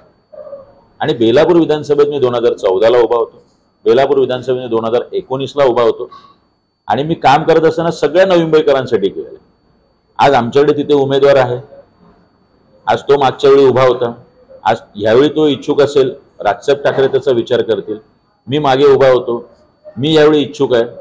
सर्वस्वी जो निर्णय तो आदरणीय राजसाहेब ठाकरे घेणार आहेत. पण सगळ्या नवी मुंबईच्या दृष्टीने बरं, मी जरी बेलापूर विधानसभेचा भविष्यात आमदार झालो, अहो मला अख्ख्या महाराष्ट्राबद्दल बोलता येतं की विधिमंडळात. एक आमदार ज्यावेळी विधिमंडळात जातो, ज्यावेळी तो अधिवेशनात बोलतो, त्यावेळी फक्त त्याला काय त्याच्या मतदारसंघाचेच प्रश्न मांडावेत असं काही नाहीये. जसं अर्थसंकल्पावर तुम्ही नवी मुंबईच्या संदर्भात बोलू शकता, तसं महाराष्ट्राच्या विधिमंडळात तुम्ही सगळ्या महाराष्ट्राबद्दल बोलू शकता. मग तुम्ही सोलापूरचा विषय बोलू शकता, तुम्ही कोल्हापूरचा विषय बोलू शकता. कारण मी वर्षानुवर्ष इकडे राहतोय. बेलापूर विधानसभेतले प्रश्न मला माहिती आहे, ऐरोली विधानसभेतले मला प्रश्न माहिती आहे. आणि मराठी अमराठी हे करण्यापेक्षा म्हणजे कालच्या दहीहंडीला आमच्या सेक्टर 50च्या मोठ्या प्रमाणात मुस्लिम बांधव होते, मोठ्या प्रमाणात होते. आम्ही 15 ऑगस्टचा कार्यक्रम घेतला, मोठ्या प्रमाणात मुस्लिम बांधव होते. मग इथे राहणारा उत्तराखंडचा समाज असेल, तेलुगू समाज असेल, हे सगळे लोक आज येऊन भेटतायत की नाही राजसाहेब ठाकरे सारख्या माणसाला एकदा संधी दिली पाहिजे. बरं, मी त्यांच्या भाऊभावनांशी जोडलं गेलो. आता उद्या शिक्षणाचा मुद्दा घेतला, फी माफीचा मुद्दा घेतला, 1 रुपया फी वाढणार नाही मी सांगतो. त्याचा काय फायदा फक्त मराठी माणसाला थोडी होणार आहे. 80% स्थानिकांचा मुद्दा मी सांगतोय, त्याचा फायदा फक्त मराठी मुलांना होणार नाहीये. 80% स्थानिक म्हणजे जो नवी मुंबईत वर्षानुवर्ष राहतोय, ज्याला 15-20 वर्ष झाले, मग तो जन्माने मराठी असेल त्याला तर फायदा मिळेलच. पण जो जन्माने मराठी नसेल मात्र वर्षानुवर्ष इथे राहतोय, ज्याचं डोमिसाईल सर्टिफिकेट आहे, त्यालाही त्याचा फायदा मिळणार आहे. सिडकोची घरं जी मिळाली त्यात ते सगळेच मराठी होते असं नाहीये. ज्याला 15 वर्षाचं डोमिसाईल होतं असे आमचे अनेक उत्तर भारतीय बांधव आहेत की जे माझ्याकडे आले, सर आपके कारण हमें घर मिळेल, पण आम्ही एवढी वर्ष राहतोय. अनेक बंगाली लोक भेटली, अनेक तमिळ लोक भेटली. एक पेपरवाला होता, एक रिक्षावाला होता जो अमराठी आहे. तो मुख्यमंत्र्यांसमोर आला होता, तो रडला तिथे की सर मी 35 लाखाच्या घराला EMI कसा भरू तुम्ही सांगा, की आम्हाला पेमेंट स्लिपच, रिक्षावाल्याला काय पेमेंट स्लिप मिळणार आहे. अशा पद्धतीने आम्ही काम करतो. तर मला वाटतं मी सगळ्या नवी मुंबईकरांसाठी करतो, त्यात मराठी अमराठी असा मी भेद करत नाही. त्यामुळे बेलापूर विधानसभा ही वर्षानुवर्ष आज मी इथे राहतोय म्हणून मी काम करतो. पण आव्हान एवढंच आहे माझं की यावेळी काम करणाऱ्या माणसाला मतदान करा. ज्याच्या मागे फक्त नाव आहे त्याला नाही, अमुक अमुक नाव आहे त्याच्या मागे, अमुक अमुक त्याच्याकडे पैसा आहे, अमुक अमुक त्याची संपत्ती आहे, अमुक अमुक तो म्हणतोय म्हणून. माझं म्हणणं त्याने काय रिझल्ट दिला ते बघा. ते त्याने महानगरपालिकेत काय काम केलं नाही. आमदार म्हणून तू काय रिझल्ट दिलास, तू काय प्रश्न मांडले, काय भांडलास, तुमच्यामुळे काय फायदा झाला. आणि गजानन काळेमुळे काय काय काय झालं. गजानन काळे हे आहे ते आहे, गजानन काळेने अमुक आंदोलन केलंय त्याच्यामुळे हे बेनिफिट झाले, हे अमुक विषय घेतला ते बेनिफिट झाले. जर त्यांच्यापेक्षा आम्ही कमी पडलो निश्चितपणे मला मतदान करू नका. पण मला माहिती आहे की आम्ही उजवे आहोत, कार्यक्रमाच्या पातळीवर उजवे आहोत, आंदोलनाच्या पातळीवर उजवे आहोत.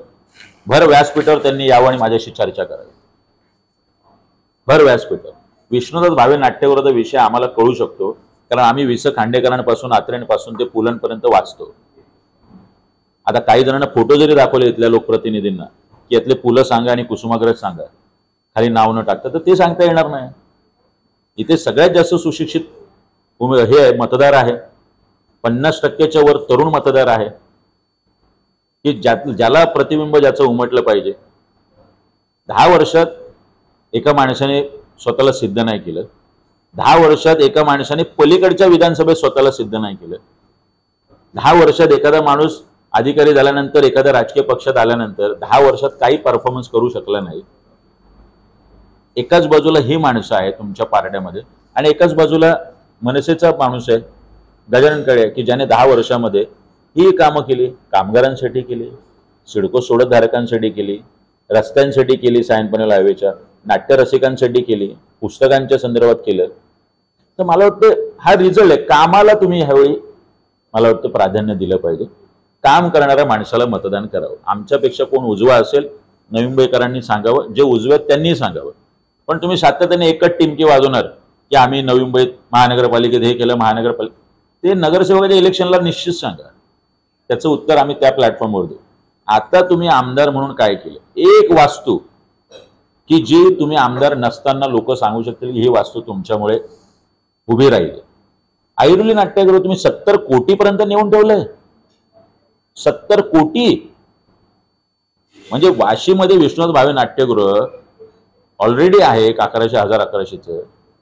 त्याच्यात तुम्ही ऐरोलीत नाट्यगृह उभं करताय आणि त्या ऐरोली नाट्यगृहाची निविदा आता 70 आणि 80 कोटीपर्यंत गेली. 45 कोटीची शाळा, काय 5 स्टार शाळा बांधणार आहे तुम्ही? आता ते काहीतरी वाशीला ते डेपोच्या इथे मोठी मोठी इमारत उभी केली. ह्या सगळ्या गोष्टी मला वाटतं आता नवी मुंबईकरांनी लक्षात घेतल्या पाहिजे की तुम्हाला नवीन चेहऱ्यांना संधी द्यायची नाही द्यायची. आज आम्ही पर्याय म्हणून समोर उभे आहोत. आम्ही काम केलंय आणि अजून काम करण्याची इच्छा आहे, धमक पण आहे. धमक आहे. एक एक माणूस सरळ करू प्रशासनातला. तुमच्या राजसाहेबांनी जर पुन्हा पाठिंब्याचं धोरण स्वीकारलं तर मग काय करणार? नाही, बघा, यावेळी साहेबांनी लोकसभेतच आहे ना ज्यावेळी भाषण केलं, म्हणजे मला ते आजही नीट आठवतंय, पहिलं वाक्य होतं की माझं पंतप्रधान नरेंद्र मोदींना एक स्थिर सरकार यावं म्हणून पाठिंबा आहे. दुसरं वाक्य होतं, महाराष्ट्र सैनिकांनो विधानसभेच्या कामाला लागा. हे दुसरं वाक्य तुम्ही शोधून काढा त्याच्यात. म्हणजे त्याच वेळी स्पष्ट केलं होतं साहेबांनी की आपल्याला स्वतंत्र लढायचं. मी राजसाहेबांबरोबर विदर्भ दौऱ्यात होतो, गडचिरोलीला होतो, चंद्रपूरला होतो. गडचिरोली सारख्या ठिकाणी चौकामध्ये 5 आणि 10 हजार लोक, माझ्याकडे लाईव्ह व्हिडिओ आहे ड्रोनचा, राजसाहेब ठाकरे या माणसासाठी थांबतात, त्यांच्या स्वागतासाठी थांबतात. मनसेशी संबंध असलेले, मनसेशी संबंध नसलेले लोक तिथे असतात. लोकांचा विश्वास आहे की हा माणूस काहीतरी बदल करेल. लोकांना वाटतं की ह्या माणसाला एकदा संधी दिली पाहिजे. आमच्या आदिवासी बांधवांना वाटतं. तर मला वाटतं महाराष्ट्रात निश्चितपणे यावेळी बदल दिसेल. बघा, एकाच बाजूला महाविकास आघाडी आहे, 3 पक्ष कधी ना कधी सत्तेत होते. एकाच बाजूला महायुती आहे, कधी ना कधी सत्तेत होते. ह्या सगळ्यांना आजमावून पाहिलंय. इथे असलेले जे प्रस्थापित चेहरे आहेत या सगळ्यांना नवी मुंबईकरांनी आजमावून पाहिलं ना. मग जर ह्या सगळ्या चेहऱ्यांनी तुम्हाला कायम भ्रमनिरास केलंय, तुमच्या इच्छा पूर्ण झालेल्या नाहीत, नवी मुंबईकरांच्या इच्छा कधी पूर्ण केल्या गेल्या नाहीत, तर मला वाटतं मग आमच्यासारखे नवीन तरुण चेहरे आहेत ज्यांना नवी मुंबई कळते, ज्यांना नवी मुंबईतला अभ्यास कळतो, पोटतिडकीने आम्ही ते प्रश्न मांडू शकतो, करून घेऊ शकतो. तर मला वाटतं निश्चितपणे ह्या चेहऱ्यांना सुद्धा संधी मिळाली पाहिजे आणि याचा विचार नवी मुंबईकरांनी करणं गरजेचं आहे. तर अशा प्रकारे आपण गजानन काळे जे महाराष्ट्र नवनिर्माण सेनेचे शहराध्यक्ष आहेत आणि येणाऱ्या आगामी विधानसभा निवडणूक 2024 साली जी होईल डिसेंबरच्या महिन्यामध्ये शक्यता बोलली जात आहे, तर त्याचे बेलापूर विधानसभेतून इच्छुक उमेदवार आहेत मनसेतर्फे. त्यांनी नवी मुंबईच्या विविध प्रश्नांवर, म्हणजे ऑल ओव्हर नवी मुंबईच्या आणि तिथल्या नागरिकांच्या विविध प्रश्न समस्यांवर आपली भूमिका मांडली. त्याची सोडवणूक ते कसे करणार त्याबाबत थोडंसं त्यांनी सांगितलेलं आहे. काही पूर्ण पत्ते त्यांनी उघडलेले नाही. मग राजकारणालाच बोलतात, पूर्ण पत्ते उघडले तर समोरचा माणूस अलर्ट होतो, म्हणजे त्यांचे विरोधक, राजकीय विरोधक, आणि ते काम करण्याच्या ऐवजी त्याला म्हणतात ना की त्याच्यामध्ये आडकाट्या घालण्याचा प्रयत्न करतील. म्हणून त्यांनी सर्व पत्ते उघडले नाही. मात्र त्यांनी आतापर्यंत जे कामं नवी मुंबईकरांसाठी केलेली आहेत, म्हणजे साधारणपणे 1200 कोटी रुपयाची कामं त्यांनी सत्तेमध्ये नसताना केलेली आहेत ना. ते विरोधक म्हणून पण नाही, तर ते जनतेसाठी, जनविधायक कामासाठी जनतेच्या बाजूने ते उभे राहिले आणि त्यांनी ती कामं करून घेतली 1000 ते 1200 कोटींची. त्याचा फायदा नागरिकांना, नवी मुंबईकरांना, एकूणच महाराष्ट्राला झालेला आहे. तर अशा गजानन काळे यांच्यासोबत आपण चर्चा केली आणि अपेक्षा करूया, काही आमदारांना हॅट्रिक करायची आहे, तर गजानन काळे हे 3ऱ्यांदा उभे राहणार आहेत. तर त्यांना त्यांच्या पदरामध्ये नवी मुंबईकरांनी अपयशाची हॅट्रिक न टाकता यशाचा पहिली संधी त्यांच्या पदरात पाडावी किंवा त्यांना द्यावी. आणि त्यांनी दिलेले शब्द इन कॅमेरा ते बोललेले आहेत. 5 वर्ष जनतेचा आमदार म्हणून त्यांना संधी दिल्यावर त्यांच्याकडून जनतेने कामं करून घ्यावी, अशा प्रकारची संधी जर गजानन काळे यांना त्यांनी समोर ठेवलेल्या आपल्या या मुलाखतीमध्ये ज्या गोष्टी समोर ठेवल्या त्या अनुषंगाने दिली तर नक्कीच नवी मुंबईचं, किमान नवी मुंबई, कारण की मुंबई मधली गर्दी कमी करण्यासाठी नवी मुंबई उभारली गेलेली आहे, तर किमान नवी मुंबईचं सिंगापूर नको, स्वित्झर्लंड नको, तर किमान वेल मेंटेन, वेल प्लॅन सिटी, इन्फ्रास्ट्रक्चर वाली सिटी, शहर ही नवी मुंबई दिसावी, एवढा किमान प्रयत्न होईल अशी अपेक्षा धरूयात. आणि पुन्हा एकदा गजानन काळे साहेब, आपलं खूप खूप धन्यवाद. आणि आभार आहोत की आपण वेळ दिला आणि पुन्हा एकदा वाढदिवसाच्या हार्दिक अनंत कोटी शुभेच्छा. धन्यवाद. थँक्यू. खूप खूप आभार. धन्यवाद.